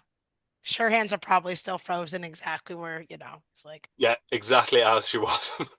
he's like, it's like, oh, he turns to Geraldine. Oh, hello, welcome back. This is my daughter Lucia. Lucia, it's okay. She might be a little scared, but she has um And you see Geraldine putting slowly, very slowly, the knife away. And she just look at your daughter. Hi. Miguel's gonna try as best as he can to try to keep her calm to make sure she knows that she is perfectly safe and fine, and this isn't the boogeyman coming after her. And your daughter, you can tell, your daughter is in a mix between super excited and scared the shit out of her. It's like, is that moment is like, Daddy's here, I'm fine, and oh my God, what is this? It's going to kill me. That's pretty much Right. the dichotomy between her emotion right now, and you know your daughter enough to understand this. He puts his hand on her, just self soothe her, hand on back. It's okay. She is a friend. She's on our side. She's a good guy. She scares the bad guys. Geraldine just wave her hand gently. Her claw are, as like pretty much one of each claw is the size of your daughter's face. And she just went to look at you just now, and she just said, "She's adorable. Thank you. I'm going downstairs, little one." Remember, don't touch what is not yours. A fine. It's a fine lesson that she needs to learn. I am so sorry she touched her stuff. See, this is why we don't touch things that are not ours, Lucia. And It's Lucia just okay. nods. She's real. Uh-huh. Okay. It's okay. Thank you, Geraldine. She's kind. You can call um All of a sudden L- you hear something tugging your pants. is Lorenzo. And As I look down, it's Lorenzo. is Lorenzo. And Lorenzo look at you, look at Geraldine, and bluntly, like just a child can do, he goes, "You're a goal, right?" And Geraldine just look down, look at you. He's a smart one. Yes, very And I intelligent. thought you will reach the scene. Oh, hi, Hop Pod. It's such a great time for you to show up right now. Perfect timing. Hello there. I Hot Pot surveys the scene. Does he notice the girl? Like, does Oh yeah, he you can you as you arrive, from downstairs, you see that they were congregated there. does he see that the girl is in distress over Geraldine? A little bit, yes. Hot Pot approaches, and I don't know how long this would take, but he sort of like, well, I mean he's short anyway, so like maybe not kneel down, but like sort of like bend over a little bit and like kind of put his hand on her and say like, hello there, little one. She can look big and scary, but she means well. And can he like cast calm mind? Calm Just maybe emotion. like Okay. Mm-hmm. uh what is that? Calm No, emotion? no. I mean, I know the spell is just Oh, okay. I know what you mean. To calm her emotion, it's Right. calm Help her mind. feel Yes. right. Help help her feel at ease. And uh, Rock. yeah, you know what? Roll for it. Roll for it. You know the target number is 8, so for you it's very easy to reach that. So I'm in right. this case, Two it's dice. your wisdom plus your spell dot. So Oh, it's okay. 4 plus 2, 6 dice. You need to reach a target number of 8. This is what's Oh, happening first time you cast it. okay. So six dice. Target Yeah. number 8. So Just a unless reminder for everyone, because it's quite been a whew, yeah, I words. rolled six threes, two fives, and a three.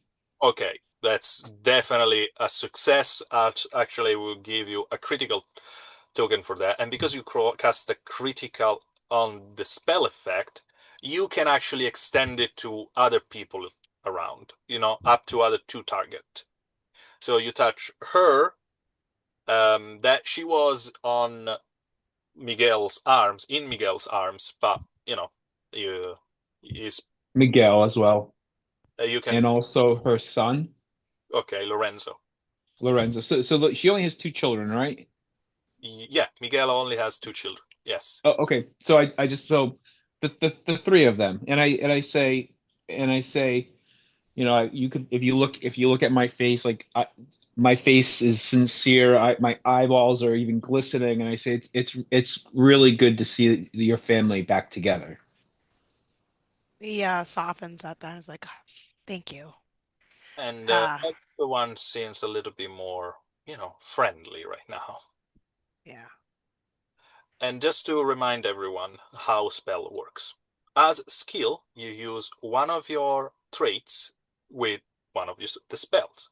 In this case, Tides of no, Hagapis, School of Magic, the one that you have, use your wisdom.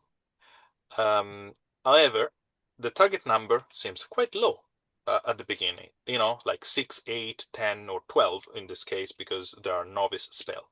The problem is every time you cast, that raise up by 2. So next time you cast in the same scene, the target number will be 8.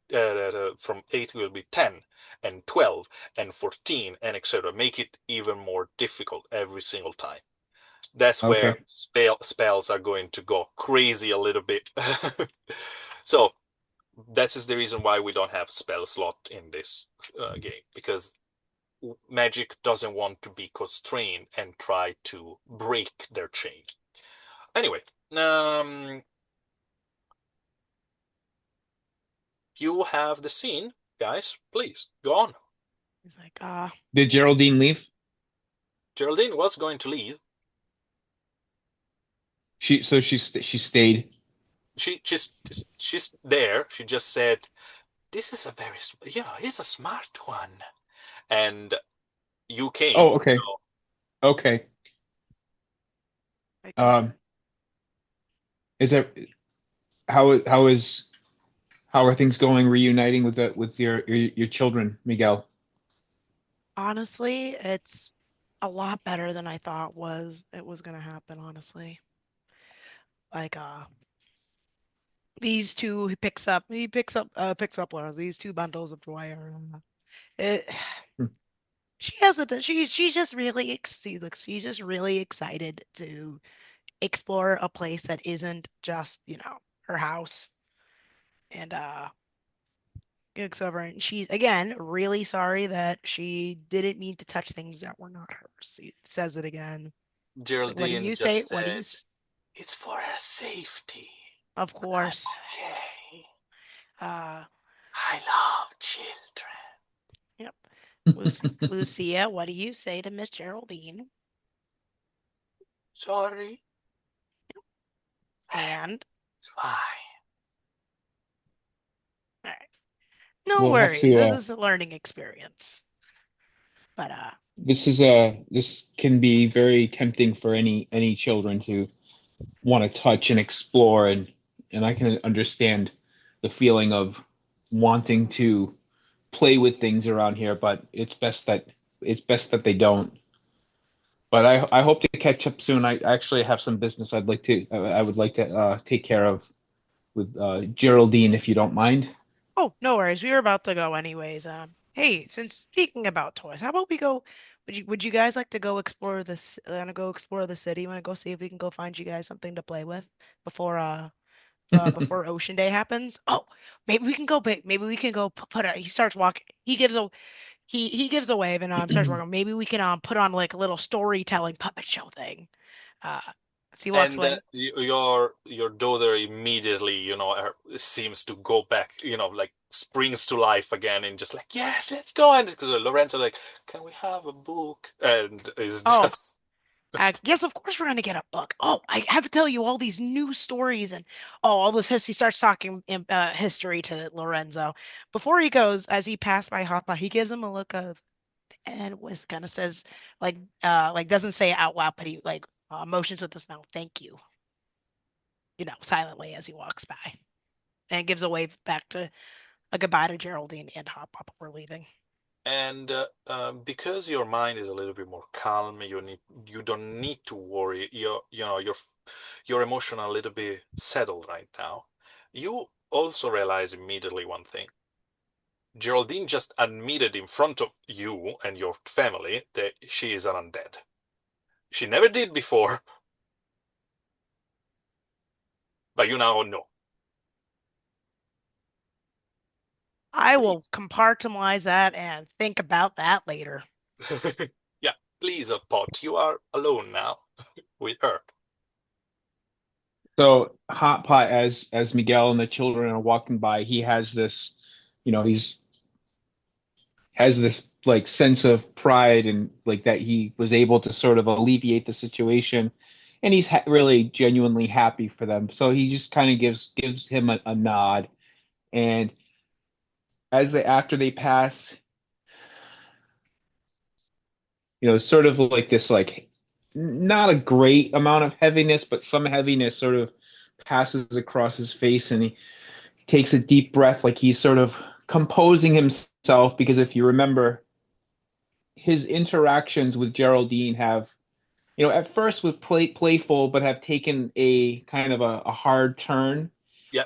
and he's not quite sure his situation with her, and also, what voice she's spoke with that one time, Yeah. what they have in mind for him. So he's also like kind of hesitant to be down here by himself with her, I mean, and he you sort are of on the gun deck at the moment, not in the cargo hold. So there are people around. oh You're too close, close because you are close to the yeah, armory where they were, but there are other member of the crew, passing by, someone is sleeping. okay. So you're That's not good because that's alone. gonna give because when he sort of takes a deep breath and he like kind of braces himself, it gives him the courage to sort of to turn to her and interact. And he says, "So I'm gonna cut to the chase. We need to take Lady Varachi into town, and she needs to be a little bit more incognito, not incognito, but she can't be so stand outish. And I'm hoping that maybe you have something that the lady can wear while we escort her through town. I know this is a big ask, uh, and I wouldn't be here to if I didn't need to do this.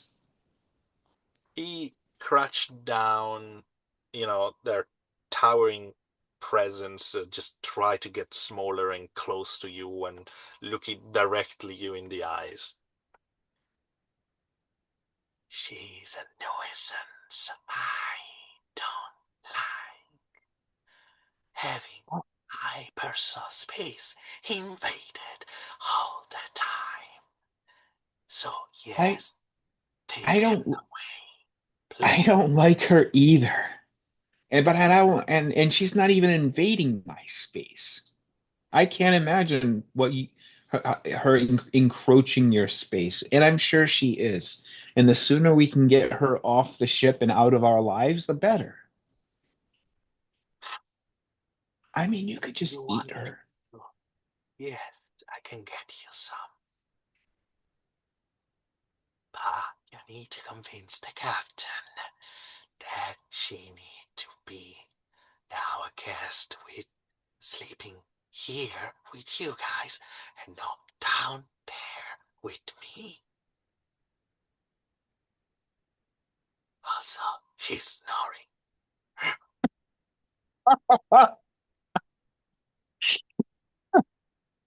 Hotbot is not laughing.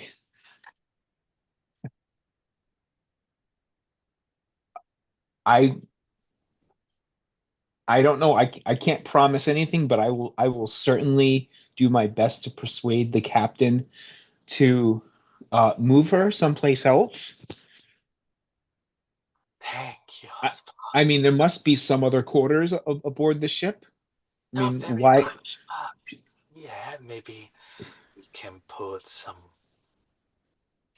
use one of those empty areas.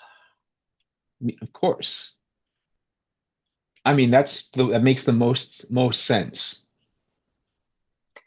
She just get close to you about a little conversation. Are you still pondering what to do? Oh, you made up your mind. Don't let me hanging. A girl need answer. I don't think this is the right thing for me at this time.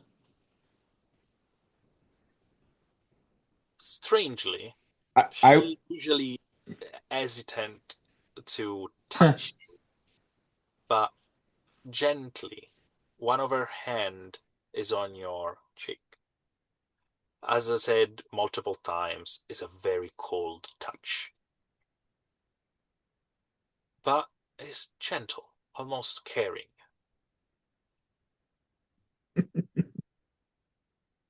And she just move one of her finger across your cheek. You feel this You know when you do your sometimes you do your beard and you use a razor in order to clean up. Yeah, that's the feeling when one of her claws just touch your skin. So she Hmm. need to be very careful not to hurt you. And she goes, wise choice. My path. It's something that is better to walk alone. And she Hot Pot can't think of anything else to say other than say thank you. Sorry, like it's like his courage is like kind of like buckling a little bit, so it's more of a nervous thank you. can I have from Othpot an insight check?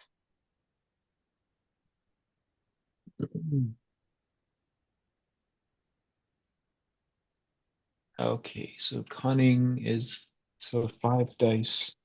Yeah, you got three cunning, two insight, 5 dice, keep two. Keep the two highest. If there's one, at least one six, explode. All right, I rolled 2 6s, a 5, a 2, and a 1, Okay, and so 12 already, plus two uh modifier 14. Roll again plus once. plus 5. Okay. You know what? That's a crit. So, a critical token for you. And I can tell So you it's my this. second critical token for the night. Yeah, that's very good. Okay. Uh, you know, you now know Geraldine White for quite a while. She's always a little bit, she keep everyone at arm length. And her arm are quite long. So, but this moment, the two of you, she's genuine caring for your safety.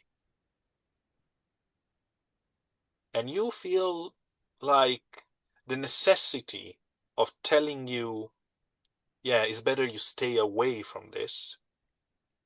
But there is a knot of sadness in it. Because, like she's just said, it's a path she's going to walk alone. And you know, of both, how being alone in your life is being harsh and hard for you. But she, after your thank, she just stand up again as much as she could, especially because she need to, avoid to touch the ceiling. And with her lanky figures, she literally crawled down the cargo hold in order for you to get some decent clothes that you're going to receive from one of her hand coming out of the darkness, almost like in a nice package, leave it at the edge of the stairs.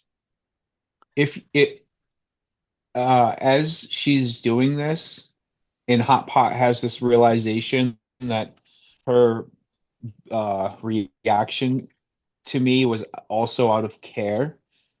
His face is like an open book tonight, and there's this you could kind of see this like sense of like grief or not grief but like sadness because he recognizes that like there's gratitude and sadness because he recognizes that what she's doing, that care that she can only express in her own way, but also the pain that she must be experiencing. So there's just that look of you know gratitude and sadness. It's just it's moment it's fleeting. I mean momentary, but she may have perceived it, but he has this moment where he does realize, the gift that she's giving him by not like trying to persuade him, that she's allowing him to back off, but the pain. So It was not an easy choice, neither for you and probably for her. Maybe, you know, having someone that walk the same path you do in life, technically speaking, can be of comfort. It's not a great comfort when your path destroy life as a yeah, concept itself. But in the meantime, you're pondering on this. We're back on the main deck, where there is a completely different scene unraveling between Rock and a very inquisitory Lady Voraci. Because, you've been left alone with her, and as a gentleman, you should lead a conversation. Of course, of course. I'll lead the conversation with an interesting topic. Okay, so you're going to send a letter to your friend. Well, your what would the best way to put it? Uh, your former friend, right? And like what's the title? I will say someone that I know. Someone that you know. So you're sending the letter to someone you know. However, uh, no offense to your authenticity, I will be double checking that letter before you send it because it is very easy to put in code and other kinds of phrases. Not that I don't trust you, I just double You check. shouldn't. No, you shouldn't. And that is the reason why I appreciate your candor on the matter. You are going to check the letter for it. Yeah, that's great. Okay. Please, go ahead. Um, so hopefully those other our other crewmates are bringing you your clothes so that we can easily blend in with what's going on, and that the post office is open, so we'll be able to send out that letter that we need to. Mhm. Um, Rock will think for a second. This is a mistake. Rock will say something like, because he doesn't have a ton of topics because there wasn't a lot going on yet. He'll be like, "Is there anything you need to know before we set out into town?" On what matter? I was just curious if you was any specific places you wanted to visit besides the post office. Oh, I've been in a jail so quite a couple of times. I like the seeking. I think it's quite nice, and also I visit the country part of this town with my husband a long time ago. He was trying to see if he can acquire some of the land here for wine purpose. But we preferred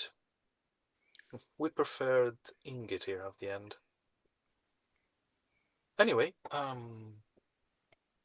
she was drifting off for a second. I know I was hoping that you would continue to do that. He's like just like trying to like buy time for them to get back. Okay. I will say one of the funny part about this town is the constant war. She just wait for your reaction on that. I wouldn't consider a war a humorous affair. It's certainly something that happens. No, I was when pondering about the two school of philosophy that are here. Um, Very interesting one, I would say. Did you ever heard about them?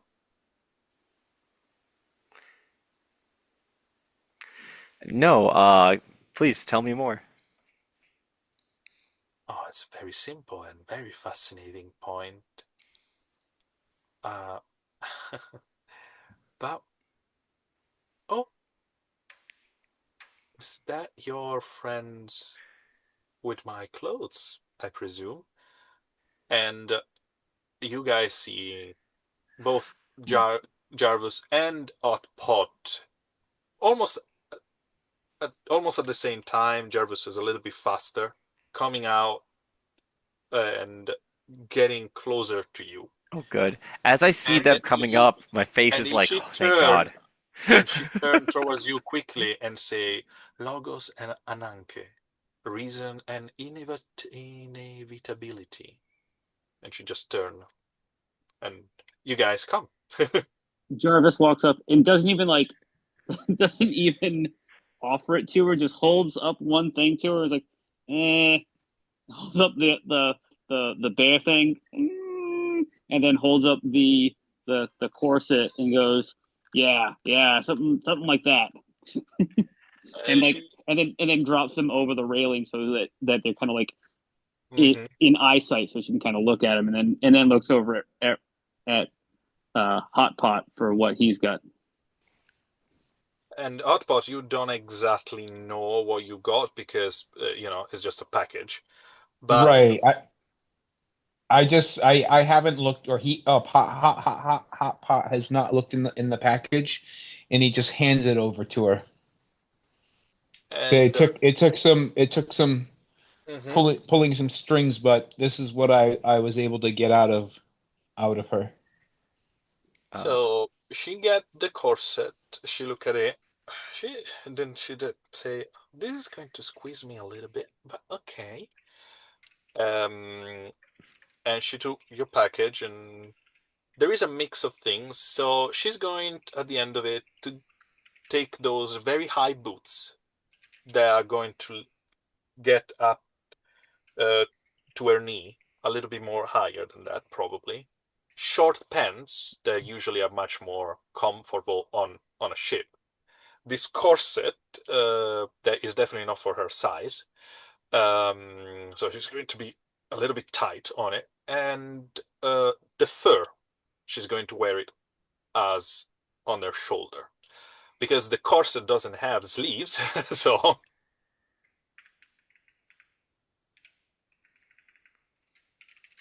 and she take all of those things and she just excuse herself and go to change. okay. When she leaves, everyone had seen Rock's face of relief as you guys see her leave because he had this look of the only thing I could talk to her about were things I really shouldn't talk to her about. So he's just sitting there like oh God, thank God she left. And Rocky, look like your snakes are shooting into your brain. They all start to calm down, and he's just like, "Listen, I realized when you guys left that I didn't really have much to say to her except for things that I couldn't really talk about. So like, thank God you guys are here. That I just let her talk about philosophy or some shit. I don't know. that's why I was happy to leave you here alone with her. I just had to make sure she didn't like run away. Which, by the way, we should probably. There's other people on the crew. They probably saw her where she went, but Mm-hmm. Well, yeah, I um, mean, I would have like watched her like go into a room that I know is like just a private room. sure. Hot Pot. What did the clothes cost you? Like for getting those? Because she did not want to give those over, right? Yeah, it cost me. I have to try to persuade the captain to move her out of her space. I I I Apparently, she is a very disagreeable person to cohabitate with, and Oh, really? It makes a she face. snores. I'll put Jarvis it in my laughs. mental notebook. Jarvis laughs at that, and he pats Hot Pot on the back and goes, don't worry, buddy. I need a favor from you, so I'm gonna help you out with this as much as I can. All right." The Lady Farachi. It makes a face. And then she probably comes in behind them. She's standing behind me, isn't Oh, she? she's behind me, isn't she? Yes, he is. In all of this, the only person that is actually getting closer and is behind you is Kuhan, the first mate. The shark man, just very stoic, get Oh, closer. okay. It's just Kuhan. I will take that any day. One look at you guys. What's funny? He'll turn and go, look, I don't know how he can present it again, but he goes, oh, just the image of Lady Verace snoring loudly below decks. Hey, come on. We're not, you can't spread this around to everybody. I mean, All right, all right, just all right. Sorry, in joke. So keep this tweet to it to ourselves, all right? ourselves, right? Yeah. Um, If he finds okay. out that we're telling everybody this, he's gonna have our heads in the middle of the night. Come on, this is a sailboat. It's not a It's not like they're motorboat. not gonna know. There's 37 of us on here, All right, if right? we keep talking about it, she's gonna notice us. Everybody stop. Okay, You all right. guys see Fren, one of the women on board, that she just look in your direction. In the meantime, she pretending to pull one of I look over at her and I point at her and I'm like, shh, shh. she just God damn turned, it. and Good, you good. see her just whispering something to Vasco, but you don't know. Oh. All right, Pot, you we're are in so finally much trouble we're now. we're finally ready to go into town. Okay, she should be out in a second. Or Oh. actually, now he will like do an eye line to be like, "Where is she?" What time of the day is it? But you guys arrive around lunchtime, so it's getting too close to the beginning of the afternoon. Okay.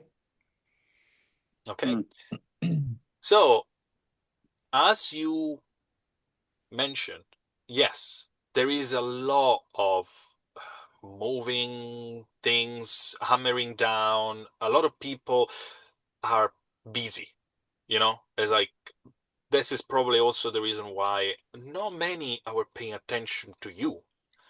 As like Ocean Day is just there, and people are going to be, fearing for their life, no more than that. So you also notice that there is things that are going on. There is, a lot of small ceremonies, almost like, people are just also preparing in terms of um, honor the day, because you want to be spared.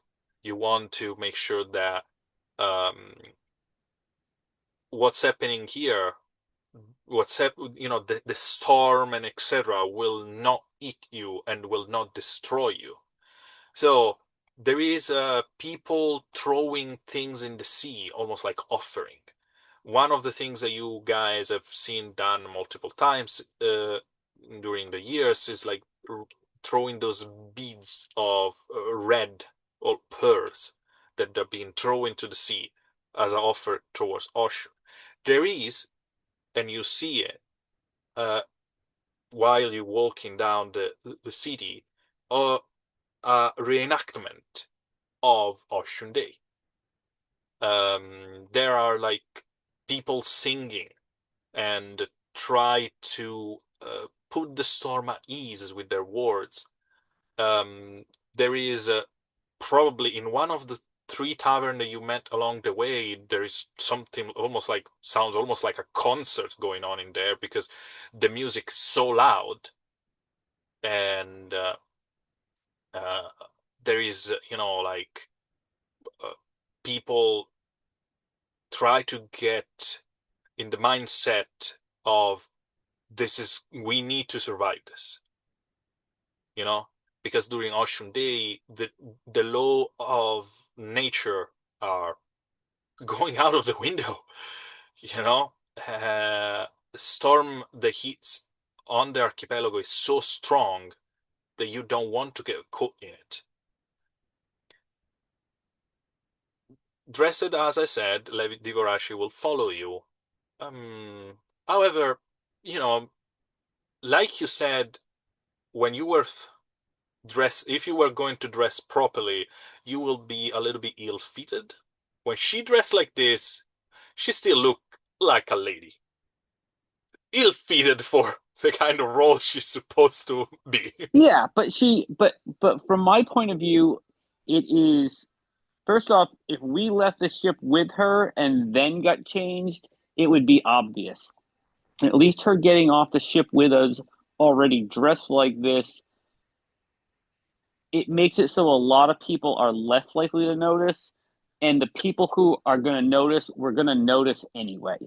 So it makes it at least a little bit harder for for the pickpockets and the con artists and the dangerous people to notice. Like hopefully she understands.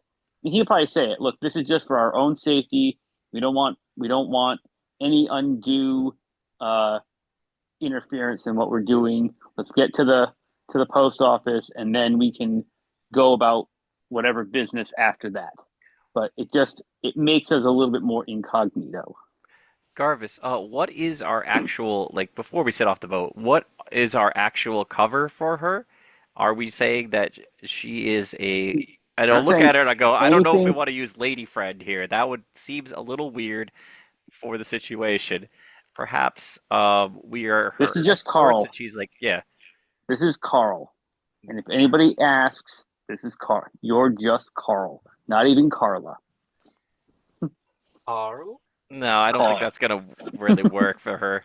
Okay. Um, but I I mean, can keep my name, but just I'm not going to use my surname. Yeah, yeah. fine. Okay? You're Carla. But Hmm. we don't bring it up. If anybody says, nobody knows who we are. So if anybody asks who she is, she's just one of the crew. Okay. I just making sure that it's one of the crew and not like she is like a traveling person and we are the assistant. You know what I mean? Like I just wanted to get it down in case we get asked. Mm-hmm. You know. Okay, fine. So Uh, member of Who's the tell you gonna what, crew, ask? I I be get the prepared and then And be I what get prepared business for I the is it of theirs preparation. anyway? You know what I mean? I'm just If saying. somebody uh, asks, we just tell them to mind their own business. I mean, fair, but we'll go with I just wanted a baseline, okay? So sure. No, let's go with that's All on right. same page. okay. Same page. It's fine. All right. Um, all right, let's head to the post office, and then we'll go someplace else from there. Yeah, that's fine. Okay. And you headed towards the post office, and Miss Voraci, oh, Carla for now, she actually leading because she know the place. So Mm-hmm. you never. So some of you are being in Aegeus, some of you are never been into Siki. So you just look around, try to remember, and she just Oh, walk I'm looking towards the around. street. I'm looking around to make sure she isn't setting us another trap. She has friends here or something. I I'm gonna keep myself as much at her side as I can, so it's less obvious that she is guiding us. But like you're saying, I probably have a general idea of where the post office is, so I'm not as led maybe as somebody else who hasn't already been here. Sure, if Jarvis wants to be standing next to her, I will back up a little bit and give them some room. That's Fair enough. fine. Okay, so I need from one of you to roll me 1d6. I got it. Yeah, Garvis got it. There we go. Mm-hmm. I nominate Garvis for this honor. 1d6. 1d6. There's no good or bad, it's just That's a 1d6. 2. That's a 2. Okay, perfect. So you guys are walking towards the street, and you are being, your line of thought and you're walking around is being kind of interrupted by what look like a proclamation. All of a sudden, there is this Ictian guy, quite young, with those flippers from the side of his head, kind of a smooth face, very fish-like, and the bottom part of his mouth is almost like circular, and you guys recognize it from Gnath, a humanoid lamprey. They are not the most good-looking one between the Ictians, and there's not many of them. But Tetsiki is from everyone from the archipelago ended up here at a certain point. So, and he's holding a big paper and is reading this proclamation that sounds like, "Hear it, O wind and watcher, hear it, O tide and thief. On this day we return what was never ours. The sea is sovereign, the land is borrowed, the sky is leased. We make no claim, no challenge, no crown, and it goes on. Um, it is going to end up repeating the sea is sovereign and etc. Is one of those proclamation of sea sovereignty that Mm. before the Ocean Day, and is kind of fitting the Nanictians that come from down below is doing it. But because you also pay attention to it, you also notice someone else. At the beginning, it's just another figure that walk down the street. But you have seen someone dressed like this before, especially you, Rock. And you also are now being so into what Lady Voraci was that you kind of understand what you're looking at. There is this woman walking down the street as well, in the opposite direction of yours. She's wearing this long coat that is feels like is made of feather, all stitched together.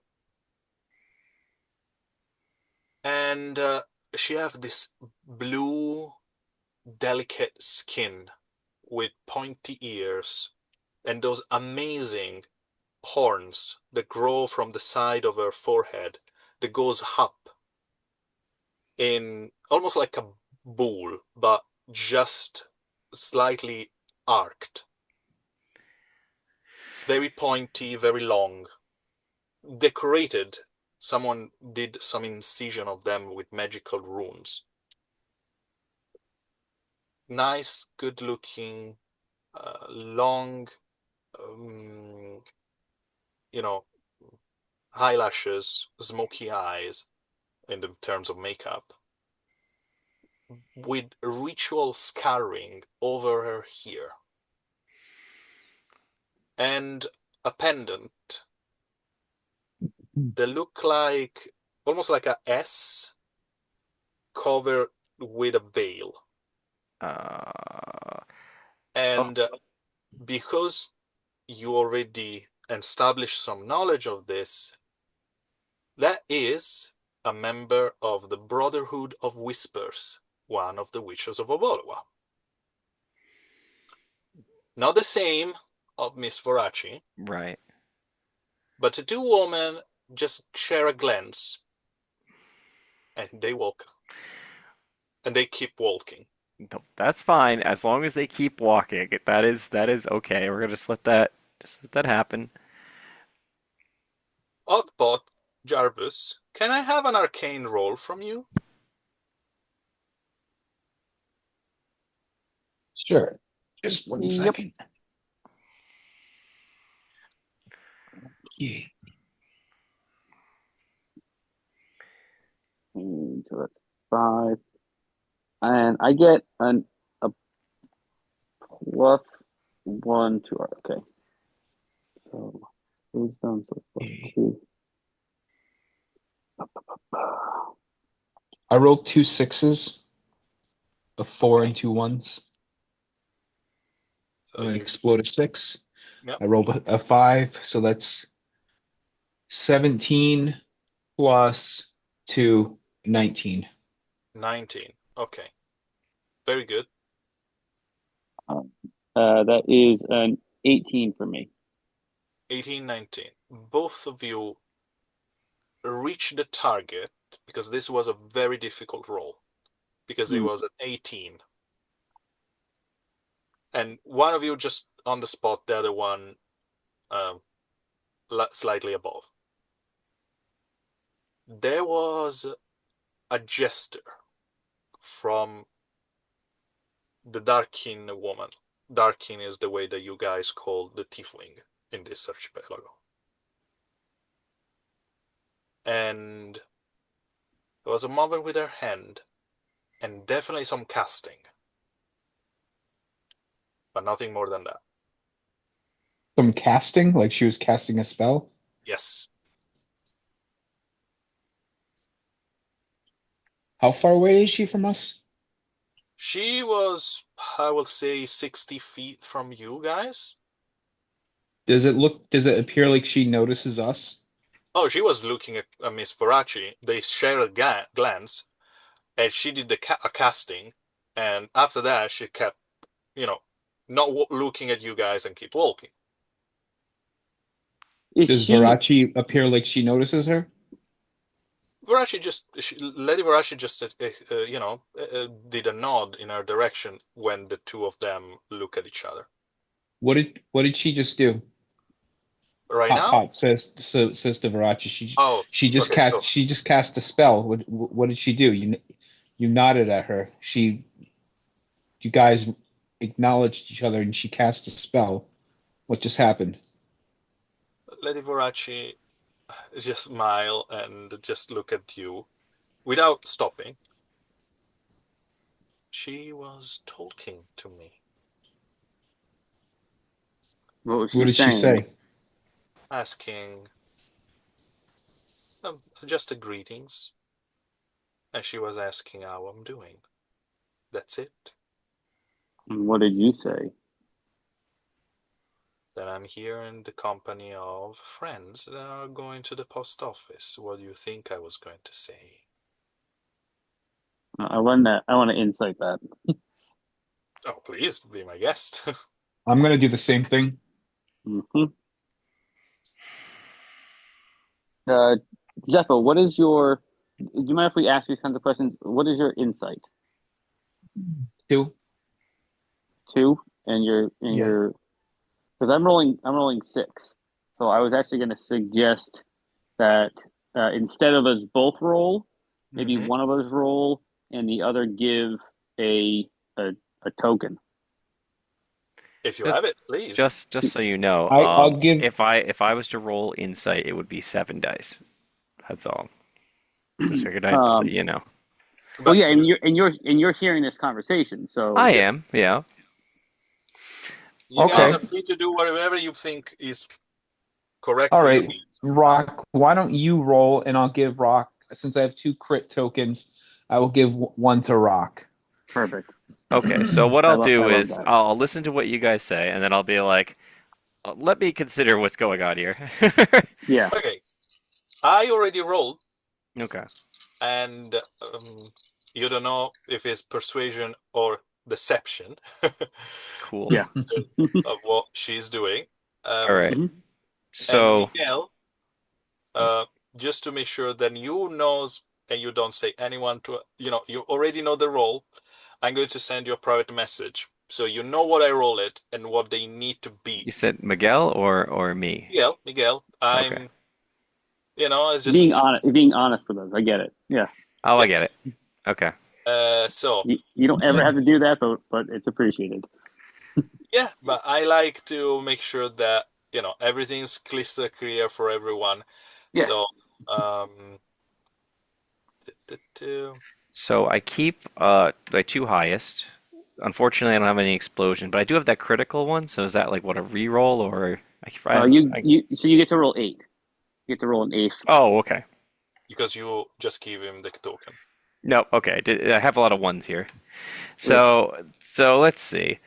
So even with that, it's 5, 4, and 3. So 7 and 5 is 12, and with my cunning bonus 14. Yeah, that's not going to be high enough because I only got was the three dice. Yeah. It's all right, man. It happens. Yeah, you know. So, total was? I believe we're going with 14. Let me see, 7. Yeah, 14. Yeah. She seems sincere. Yeah, that's fine. I give Rock a look, and he He kind of just seems does to us like, on like a shoulder thing, just like I think yeah, she was saying what you meant. yeah, Like I get that. Again, I'm the last person to talk about having a plan and observing everyone, right? But yeah, like we should probably like let go just a little bit here, guys, or else it's gonna be a very long trip. yeah. You No, know? again, it happened. So, all right, yeah, we continue on to the post office then. and you find it. The post office is still open. Even there is like a reduced service is being, there is a sign outside. It's just been written, um, and there is the reduced service for today, and they are going to be closed for the next 3 days. So Hmm. one We had before we Ocean had to do Day, it today. one on Ocean Day, and one day after. I mean, the mail's probably going to get delayed, but regardless. But regardless, you walk Hmm. in. There is this Minotaur woman, dwarfish-like, with a little bit of unkept beard on her chin, quite sturdy. That is going to welcoming you. Lady Veraci just get in, ask for paper and etc. You guys see her putting money down and start to write. Quite a Okay. long, quite a Yeah. long. And you can Just look lean. Like, at what she's writing. well, I did ask beforehand, so I'm just gonna You like know, lean I in mean, over. she's doing it right there in front of everyone, and she's not like hiding for you to not see She's it. not like pulling out a second pen that like writes Before No. invisibly or something. Okay. before she started writing, I was actually going to ask something. Hmm. Once, um, uh, if you don't mind, Miss Ferrati, I'd like to take dictation for you. Oh, you want to write it for me? Yeah, I think we're Oh, all taking precautions here, right? absolutely. Be my guest. There is a one thing that I will point out. Hmm. I'll let you This is sign it at going the end. to have my handwriting and my signature that Not Rock is nodding yet in the background. You he can you knows. can you can you can sign it. He'll know your signature. Hmm. And I wonder why you are still nothing. And she just starts to dictate to you. Hmm. I just say one magic user to another, right? And he starts writing down what she says. Okay, it's a quite a long introduction. The Hmm. usual. I hope that this may will find you well, and there's a Hmm. lot of you know, uh, Pleasantries and whatnot. Yeah. pleasantry. It doesn't seems to get to the point. However, Hmm. um, the thing is, she seems to start to get into the bone of the situation when she starts to say things like, I think that this endeavor is taking much more time and expenses than I expected. I'm not interested to pursue it anymore. I'm going to, rescind you for any obligation you have with me and other things like this. Um, I'm going just to get to the uh, core of it, but of course, this is written in a much more extensive way. Sure. So, what you get out of this is like they had an agreement, Hmm. and it was he promised he was going to do stuff, and she's telling him, "You're free. I don't need anything anymore. I'm not going to pursue this." Hmm. Um, I took I I literally just I'm leaving Ingot here for a bit. I'm going back to my country and I will be back in probably a few months when this is all gone away and I don't feel like the sting of being robbed anymore. Other Hmm. things that she put down is the fact uh, I went through some of our channel to see if I can get some information about the people you're looking for. Hmm.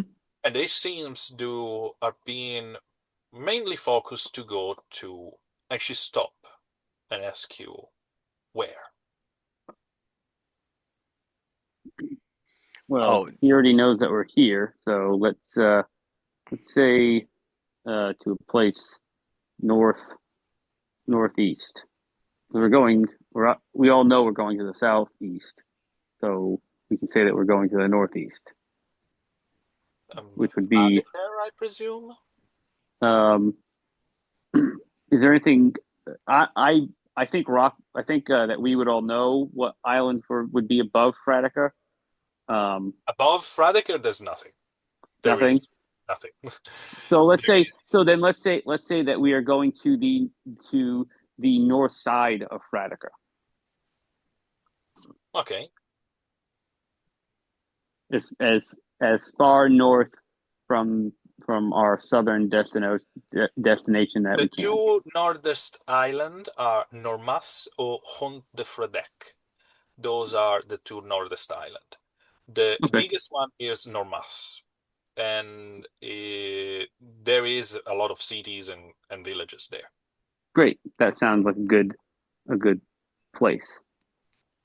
Um, so Jarvis uh, has reasonable agility, so and he reads and probably writes fairly often.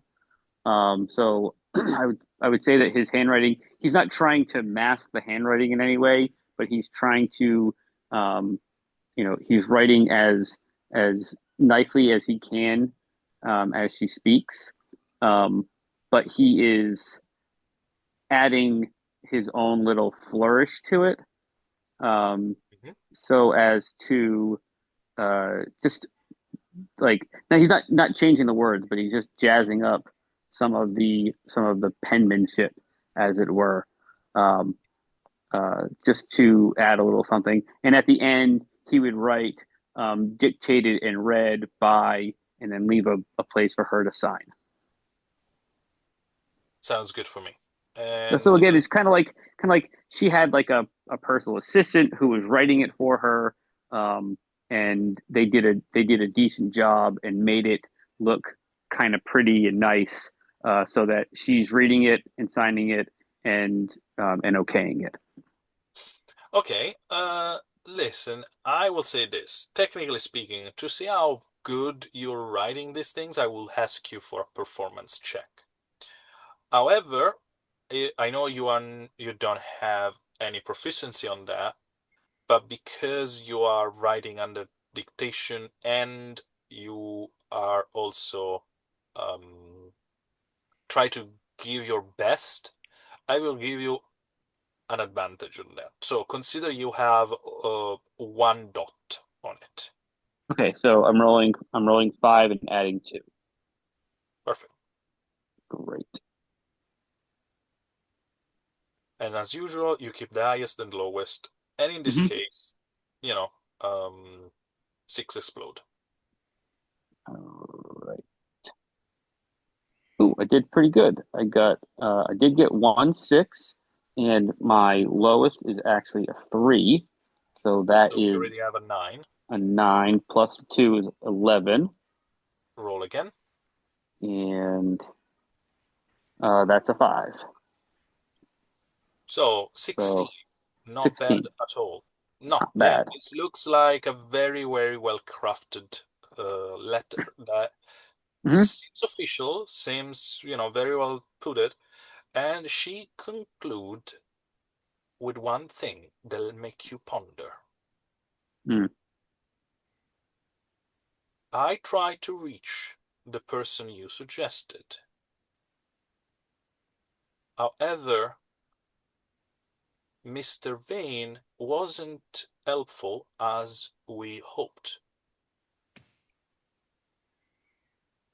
As she says that, I I look at her, and I stop right before I write vain, yeah. uh, and I kind of just shake my head and finish it off, and then again sign it the way write it, the ending the way I said it, and slide it over to her. And go, I hope you don't mind that I did it this way. She's going to look at it. She's going to quickly read it through. She asks gently wait for you to hand over the pen. Yeah, I slide it to her with the pen. Yeah. So she's going to look it through it and she sign it at the end of it. And Hmm. put the pen away. And she turned and looked at you and said, "What about that?" She's probably referring to your pose. Oh, no, unfortunately, Rock's face would he wasn't expecting his name to come up, so she was probably like he didn't have a face up at that time. He was like Yeah, Charles yeah. Bade. Let's wait till we get back to the ship before we talk about that. Okay. Seems like an interesting topic. Yeah, yeah, it's a touchy one, but you know, things happen. All right. Do we have any other business in town, or I was enjoying my time on land because, I just spent 3 weeks into a cargo hold. all right? Well, Um, well, the good no, news I'm is not you saying might we get have a to room go. soon. So there you go. Looks at Hotpot, who's in the, and there's good news, right? Yeah, we're gonna try to make you less of a piece of cargo. Yeah, and I was started to feeling a little bit like a prisoner instead of a guest. So if you don't mind, I will now enjoy a little bit time here Yes, on sure. land Let's Well, before, go that's yeah, enjoy fine. ourselves. you know, I think that we're starting to trust each other a little bit more. I hope so. Yeah, great. Uh, I've Something to been eat, or absolutely crystal clear with every one of you since I came on board. So I hope that the feeling is mutual. yeah. Look, I want to trust you. I think that, like I said before, this is and I think we're outside of the post office at this point, probably like moving Yeah, down the street. okay. Hmm. Um, I I want to trust you. I think we all want to trust you, but we're all still on edge, um, because we know that if this is wrong, then everything's against us. Um, but I want to trust you, and I also want to make you comfortable, um, because I do believe that you are an ally. So don't take our precautions as distrust. Just take them as caution. Lady Verace, our captain does. Carla, Oh, Carla. He'll say that. Sorry, he's so used to saying it the other way. Carla. Yeah, Uh, come on, I face. allow it. no, no, that's fine. It's me. I allow Okay. He almost said he like almost says Lady Verace, and then you go Carla, and he stops. And you go, Carla. Um, our captain is took extreme precautions because she cares for her crew. She puts you in the hold so to see try what would you call it, a trial basis. I suppose a bit of hazery was going on there as well. She doesn't You guys didn't get along, I get that, but hopefully we can move forward, get you a room, get you treated like a regular person, right? And everything should pan out, right, between us. it.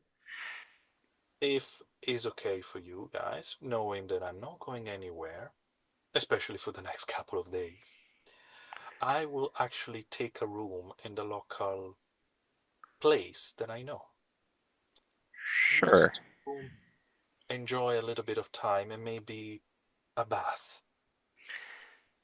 All right, but according to the rules probably set by the captain, we will need to be at least in the same building as you. Okay. What are you talking about? Let's just go to a bathhouse. I don't think that's an appropriate situation. Where I mean, yes, it's for bonding. I get it, but that's a little too close. I think at this stage He just that we're looks at at. Car- he looks at Carla and is like, "Come on, Carla, it's time to live a little." She just smile and like, do I remind you that I'm a widower? Anything can change, right? Could Just you please? actually, she just actually look at you with the kind of a look of like, you cheeky motherfucker. But she doesn't He say anything. She he just, gives her he gives her like not like a hard but like a little elbow like come Oh on my you gotta be God.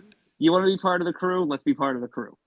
Let's go get something to eat and drink and then we'll figure out about a bath. okay. She just follow along. She didn't agree on going to the bathhouse altogether. But she just decided to follow along, and you guys can go to any of the tavern there is in town. Um, Where are we most of giving them where are going to be closed, just so you know. So you need to, you know, going around a little bit is not easy to find something open, especially just before Ocean, just a couple of days before Ocean Day. sure. Uh, um yeah. I'll keep an eye out for a place where a person could take a bath. That would probably be like a hotel, not necessarily a bathhouse. If I saw one, Well, I'd keep that in the back of my mind. But They said I'm they looking knew for a places hotel that, though. huh? She knew hotel or tavern or place that she can Yeah, rent. yeah. But I'm looking for a a place where we could eat and someone could rent a room to take a bath, and someplace preferably that was at least a little bit nicer because obviously we don't want to slum it. I don't want to make her slum it too hard. No, no. So the one she's going to look for is called the Whisper Answer. Is The whisper answer. Yes, Okay. the Whisper's Answer. And before you guys reach that place, I'm going to move the camera moment away from you guys. Sure. Just go back to Miguel. Because, Miguel, you're being busy with your children. yes. That, it's, being a dad is always, a hard, a hard job. But you are being away from them for quite some times now. So your attention on for them need to be, like that moment where you need to give all your energy. You need to be there because they want you. Your mom is happy to rest a little bit, but your children are full of energy with a lot of questions, and they want toys and books now. Oh yeah, we're gonna be taking the whole day since being we're gonna go we're actually gonna go and explore the island. We're gonna see if there's any place where kids usually go play at. We're gonna go walk around. I'm telling them stories, like talking to Lorenzo about like all the historical and all the things that he's learned. Um maybe find either a bookstore or a library. We can go pick up something for him. Thinking about like maybe go pick up like he doesn't have a lot of money right now, but he's gonna try to maybe see if he can find some things to either something cheap or try to craft something or and also he wanted to try to he promised a puppet show, a storytelling puppet show later, so he's gonna see if he can pick up some see he can find some things around that might be useful, Mm. so because he And on that, of course, because we're getting closer to, Ocean Day, yes. um, you're going to find a puppet show, and is about the event of Ocean Day. And you actually, for the sake of all the people watching, I'm going to tell you a little bit more about that if you want. I'm ready. I would like to learn. So, in the Upper Plaza, outside a covered, a shrine covered in moss and other plants. Uh, just in the afternoon, there is this very, um, group of young people all dressed up. And at the beginning, um, it seems like those puppets are being moved by people not very expert. But after the first couple of minutes, you understand that that was, just on purpose to rise the tension and see the skill of who is acting behind the scene. And the puppets present a veiled woman in white that dances through those wind cloud made out of paper. Um, she seems to dance and throw things, and those little red jewels that are, of course, that are mostly candy are being thrown towards the public, and of course your children are going to grab them, and they represent the moment that is like there is the broken of costume. She defies them. She wears those. She flirts with the wind and the spirits and etc. Um, After a little bit, a chorus of masked figure appear in the back and seems to circle her. And there is a fake lightning bolt being, move in the background. And all of a sudden, this puppet is dismembered in piece. Kind of if you think about it, kind of a gruesome scene, but uh, of course, it's just a puppet. There is no blood or anything like that. And all those pieces are being back together, and she became something different. She seems almost like a Frankenstein golem, just to give you visually a reference. And when this has happened, the bell of the plaza just rang once. Like that the black bell will ring on Ocean Day.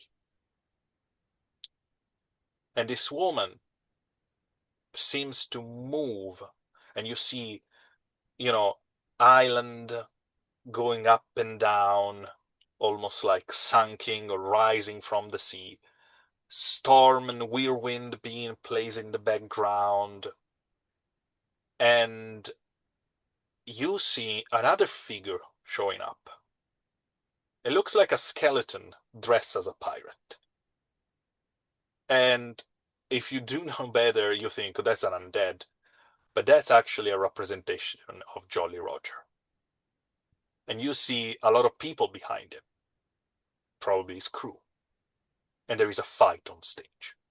And the fight is hard. You see little explosion made with little, just firecrackers and other things like this.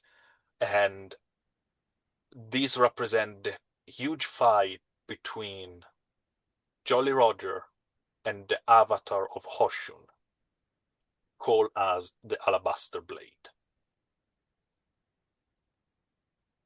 The woman seems to win, but one of the people that behind Jolly Roger, it seems to almost find the right tempo, and when she strikes Jolly Roger almost to death, this other guy plunge a spear into her chest. And another figure put a chain around her neck. And you guys see the figure sunken. And the sun just goes up again.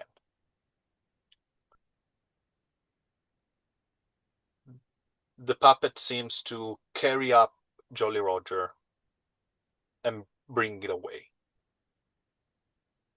and all them come back later after a very mourning song,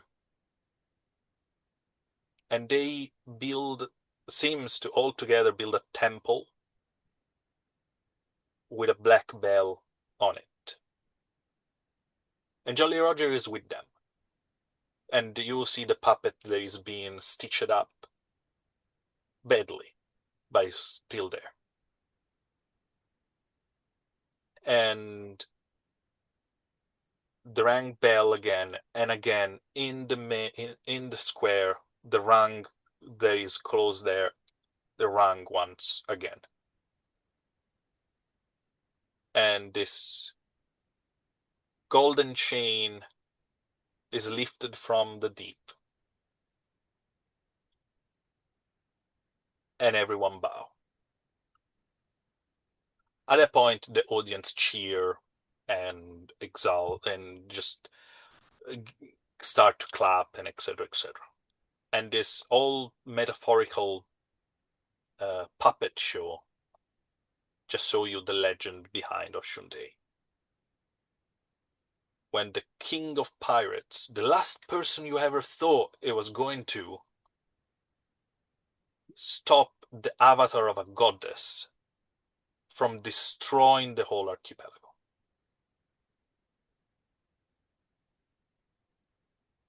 Who was the woman that was chosen? No one knows.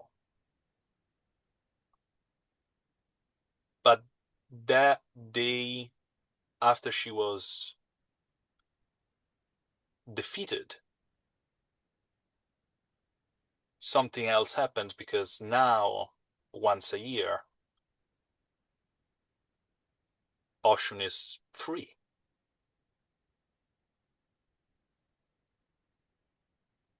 So this is one of the reasons why, even if this was an self-heroic act, people think that they actually struck some kind of bargain.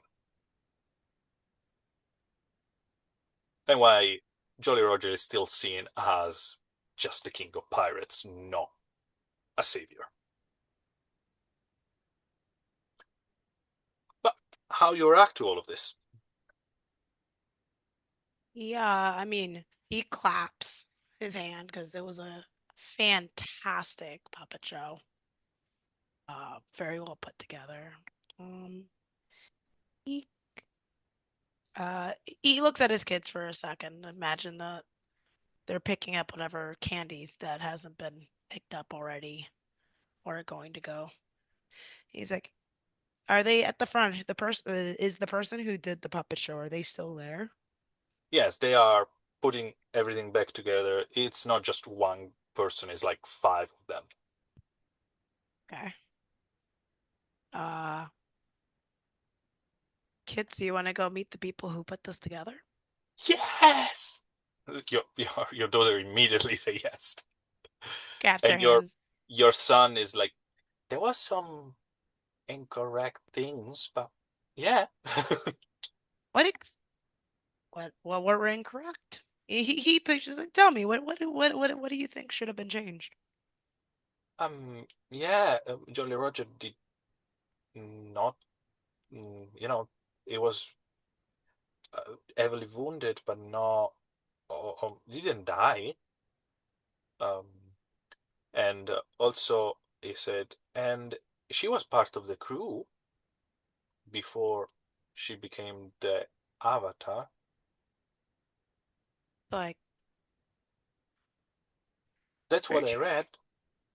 What book did you read? He says he gives an actual interest of like relax. She just he just open it is a satchel that is always with him, and there is like two or three books in it, and he take out this, you know, quite thick book, very small, um, all handwritten, and it said "History of Piracy" by Stephen Lafleur. Do Is this a book that Miguel would recognize that was in his home before, or maybe Yes. some? Hmm? Sorry, I missed that. I said yes. All right. You'll probably recognize this as one of your wife book.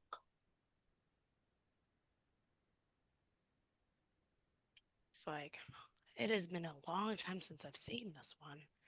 You know, your mother would you actually take off after her a lot, honestly. She was very inquisitive.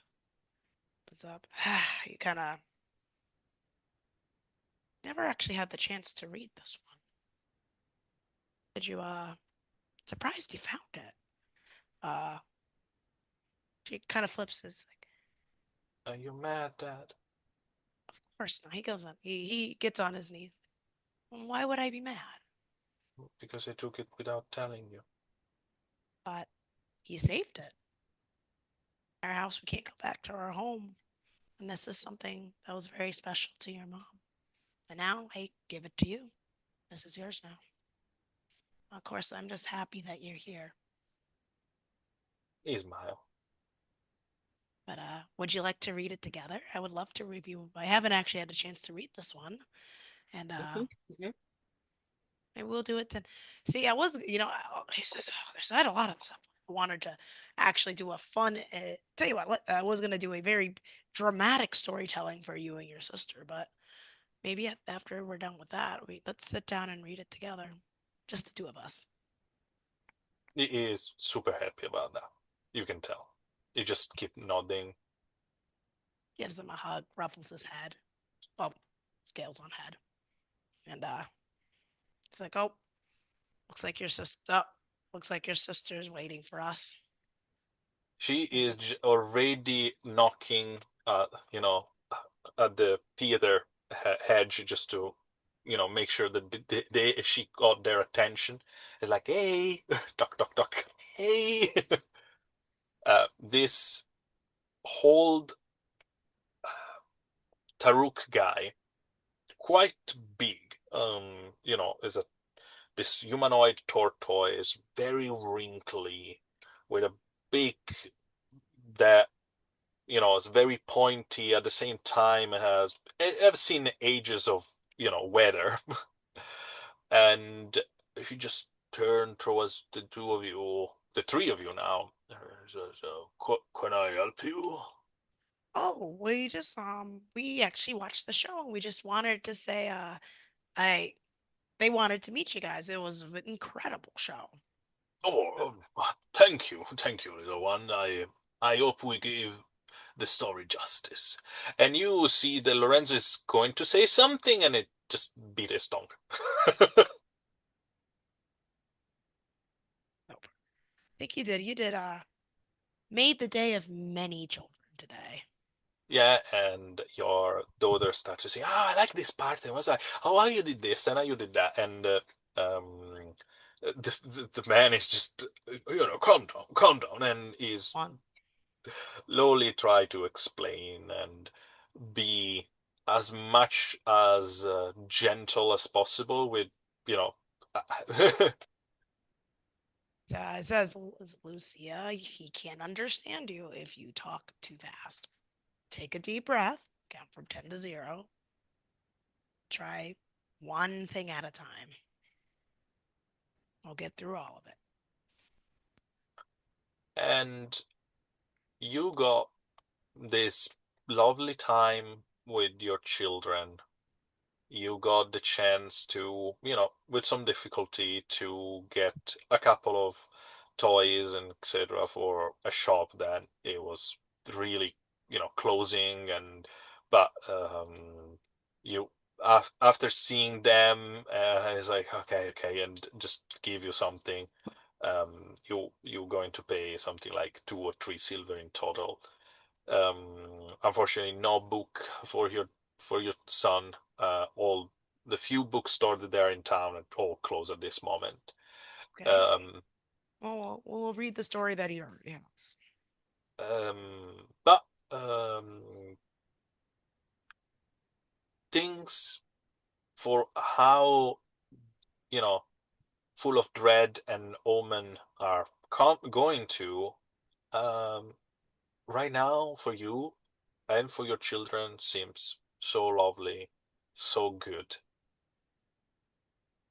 and you spend most of the time, not even caring of what you guys are supposed to do in the city, by the way.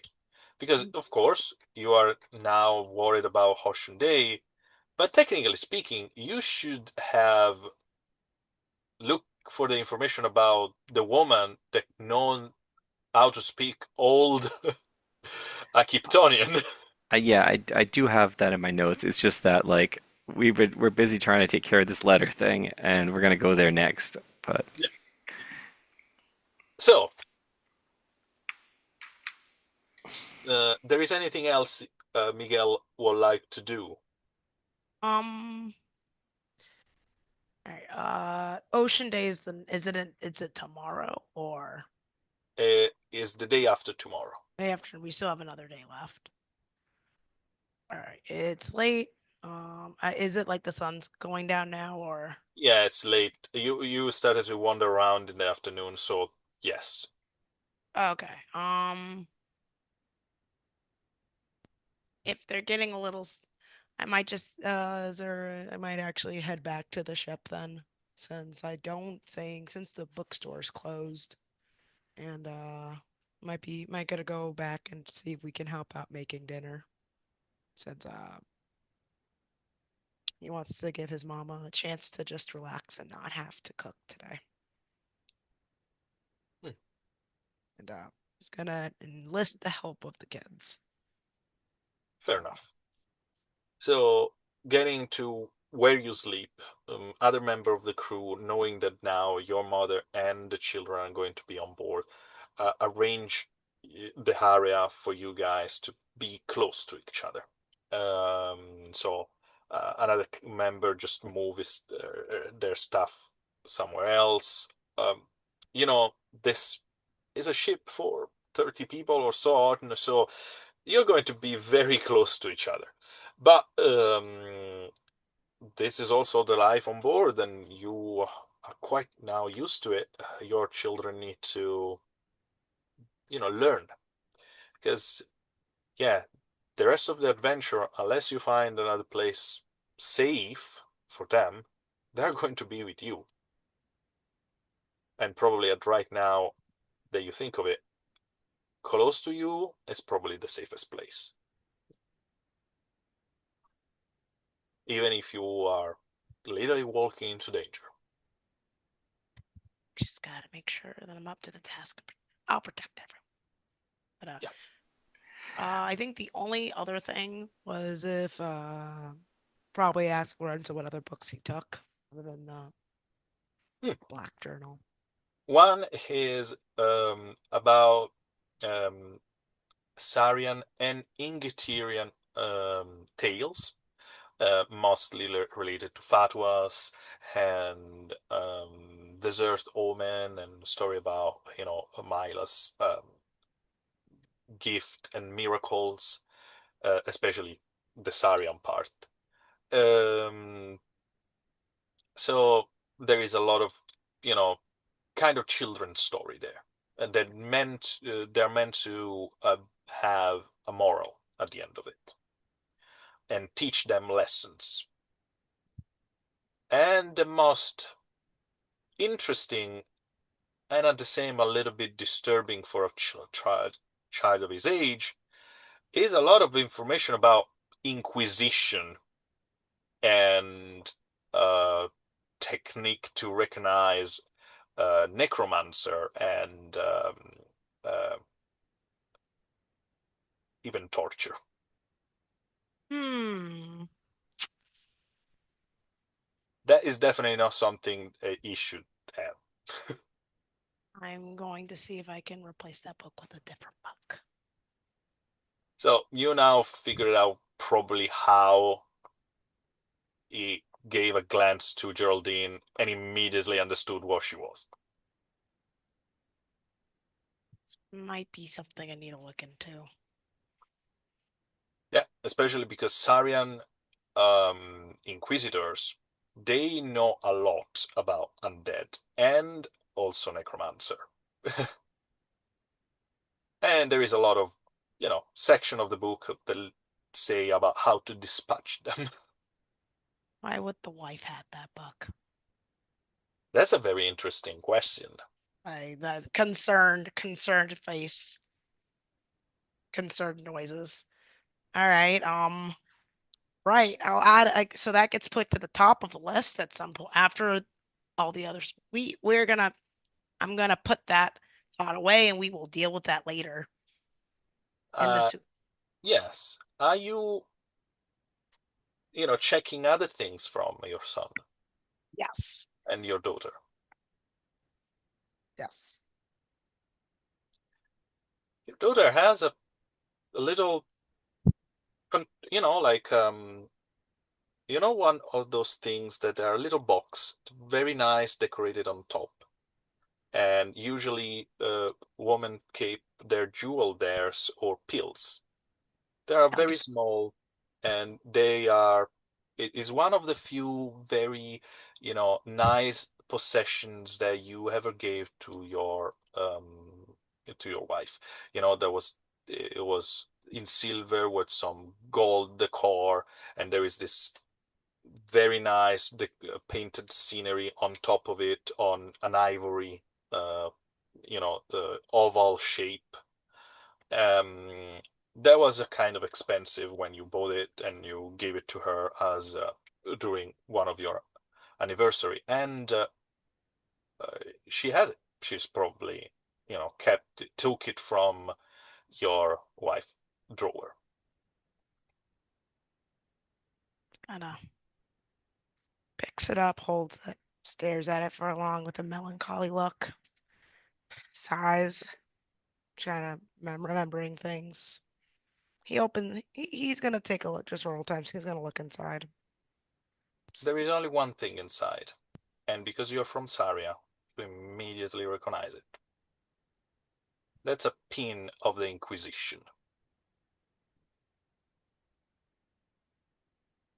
Furrows brow. It's a symbol of the Inquisitor of Saria, a blade with two wings, surrounded by a halo of fire. Kind of stares at it and tries to think. A couple of neurons are getting rubbed together to try to connect the dots of. He thinks a little bit longer. Oh, uh, how did I not notice? How he gets the thing and trying to. No, he closes the jewelry box. Is there's a actually he'll take he'll take the pen out of the jewelry box and he's gonna give the jewelry box back to Lucia. Actually, is there some Do you say anything to her? Lucia, Hmm. did you get this out of mommy's drawer? Mm-hmm. That was Mommy Pins. Pins, or is there other was yeah, that the did she how long did you know she's had this? I don't know. She was wearing it sometimes when you were away. Would mommy say anything else about pins like that or any other talk to people who have pins like this? Yeah, they came a couple of times. Very, very ugly people. Very serious people. Serious. Were they nice? Were they nice to your mom? Yeah, I mean, Mom said just stay in our room and don't uh, interrupt, so we did. You said this happened a couple of times when I wasn't there. Mm-hmm. Do you remember the last time we seen your mom? Um, yeah. Was Do you know if those people were around when that on that day? Um, yeah, she She left with them and she gave me the box. She look at you, try to understand what you want.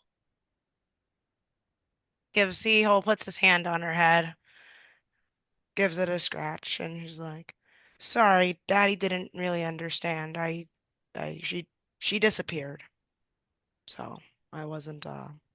Daddy's not mad at you or anything. He was just trying to understand. Thank you so much for being such a great protector and protecting this for mommy. Mhm. Um, Do you would you want the pin? Because mommy said to keep it in the box. keep it in the box? Mhm. Hmm. If I gave you the box back, would you protect it some more? Mhm. All right. He puts the pin back into Take the box. out her wooden dagger. She's like moving left and right. He closes it back. He's gonna investigate this a little bit later, but he's like, actually, if you're gonna hold it like that, he starts instructing Lucy on how to properly hold the dagger and how to properly defend if she did need to defend herself. Kind of like, he was always planning on training her how to use a weapon Yeah. since she seemed interested. Let's So say that her fencing skill right now is a half of one. yeah. So he's gonna take some time. Just, basically that's what he's gonna end up doing. He just spends some time with Lucia. He spends some time reading the book with afterwards after Lucia tuckers herself out because she always falls asleep first. She'll hang out. He'll read the book with Lorenzo after they finish having dinner with everyone, and he will in fact make enough. Hopefully, he can make enough dinner for his at least the people of the crew that he has tends to spend the most ends up spending the most time with. He gives it tries to make enough for at least home cooked meal for everybody. Fair But enough. Fair enough. that's what he ends up doing for the rest of his day, unless there's something else popping up.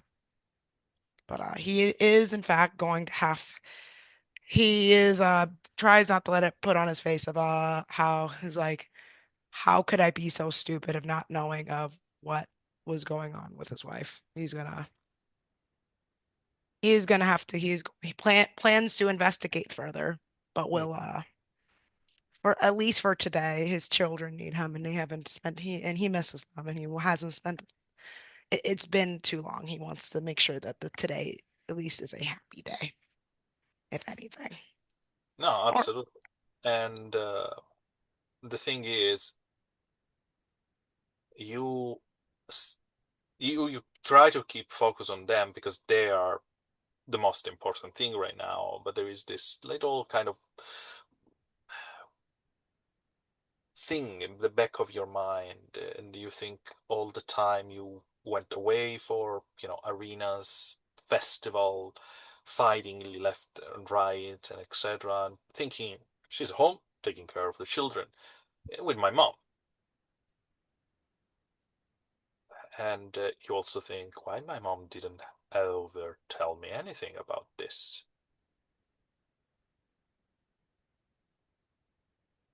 yeah, he'll wait till the kids go to sleep before he says anything, or if he can find some time away from the kids, like he'd probably go find her. Yeah. But we are moving away from you because four people actually reach what is called the Whisper Sensor. This timber loft overlooking one of the main lane of the city that is built not on at the ground level but a little bit above, almost like what we here is called the first floor, when the bottom one is called the ground floor. And there is this balcony where there is a lot of chairs and stool and other things like this, and a couple of tables. There, you immediately think why they didn't put everything away now that Ocean Day is coming, and the fact that they are bolted to the ground and to the metal of this balcony give you the answer. um,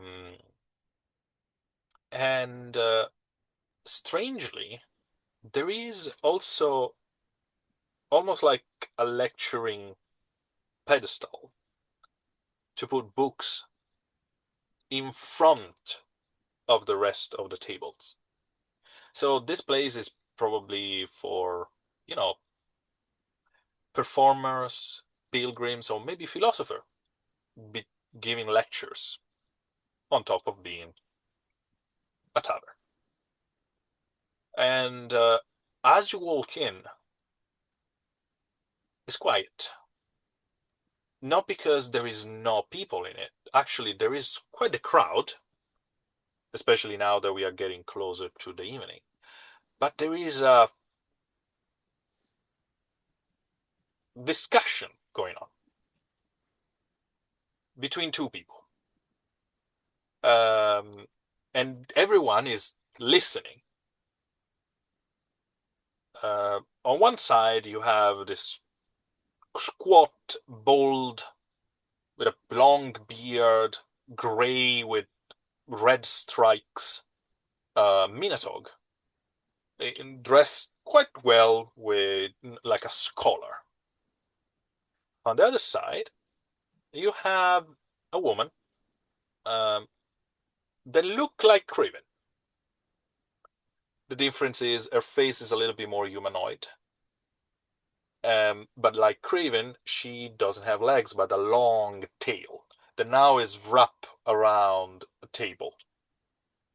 And they are going on and off between each other, and he loudly, without speaking to one in particular, just talking about how reason is what they need to face in occasion like Ocean Day, or when gods are trying to, you know, put do their bidding with mortals when they got too much involved.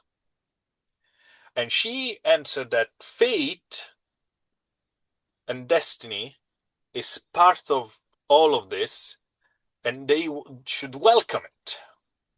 And they keep, bouncing on and off, and everyone seems to kind of quietly betting of who is going to win this conversation.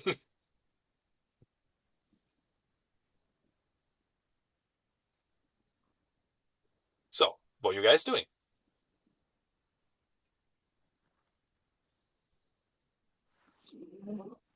Um, we don't want to stop. It is 11 o'clock. It's a little bit hard for Brian to talk. Yeah, no, I know. Um, I okay, was going to close very soon, but I okay. just wanted to introduce you to this. Just wanted to make sure.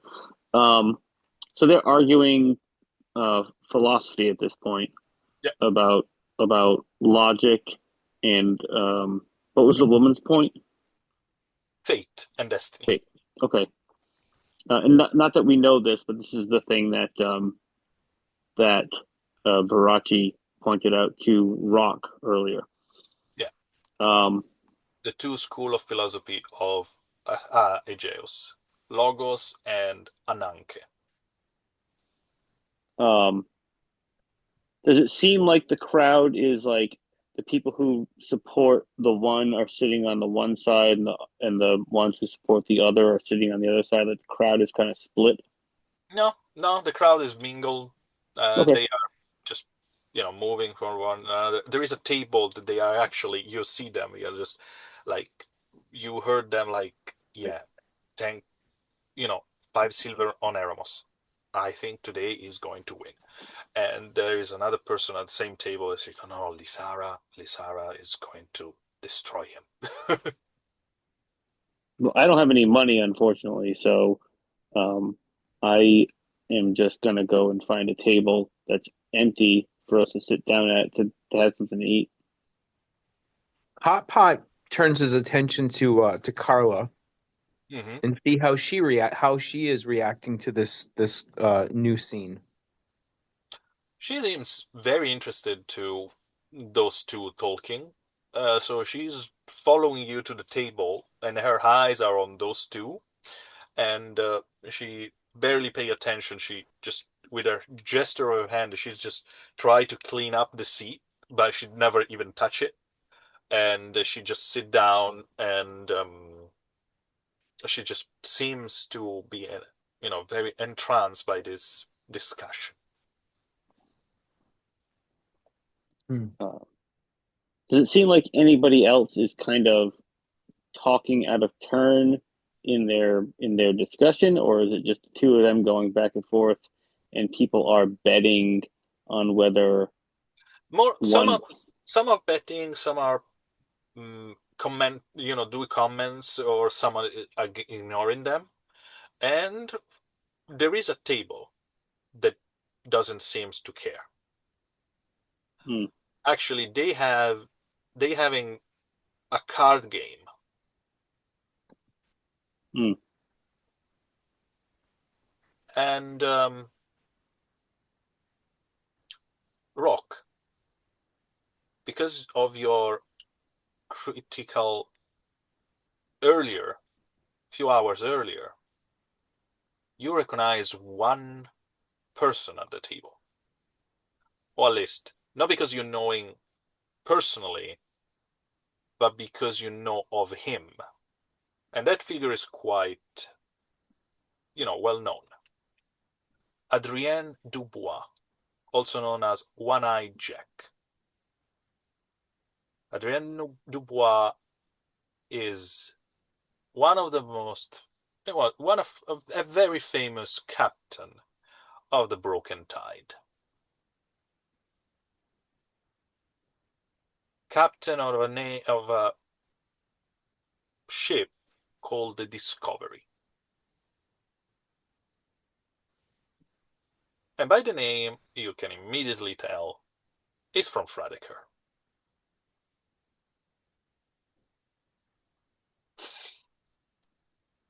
Jarvis is gonna say somewhat loudly, but as if he was kind of like saying it just to his own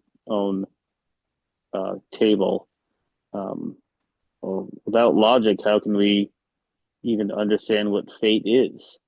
So doesn't that make logic the more powerful of the two? And Carla turned at you and said, "That's a well point. Why don't you join the discussion?" And she kind of challenge you on the matter. But before you can say yes or not, on this tiny little cliffhanger, we are going to close the session for tonight and Yeah. see what Jarvis, Otpot, Miguel, Craven, and Rock are going to do next session. Hopefully, find the answer they're looking for just before the storm. Mm-hmm. Good night. All right. Good Have a session, great everyone. night. Yee.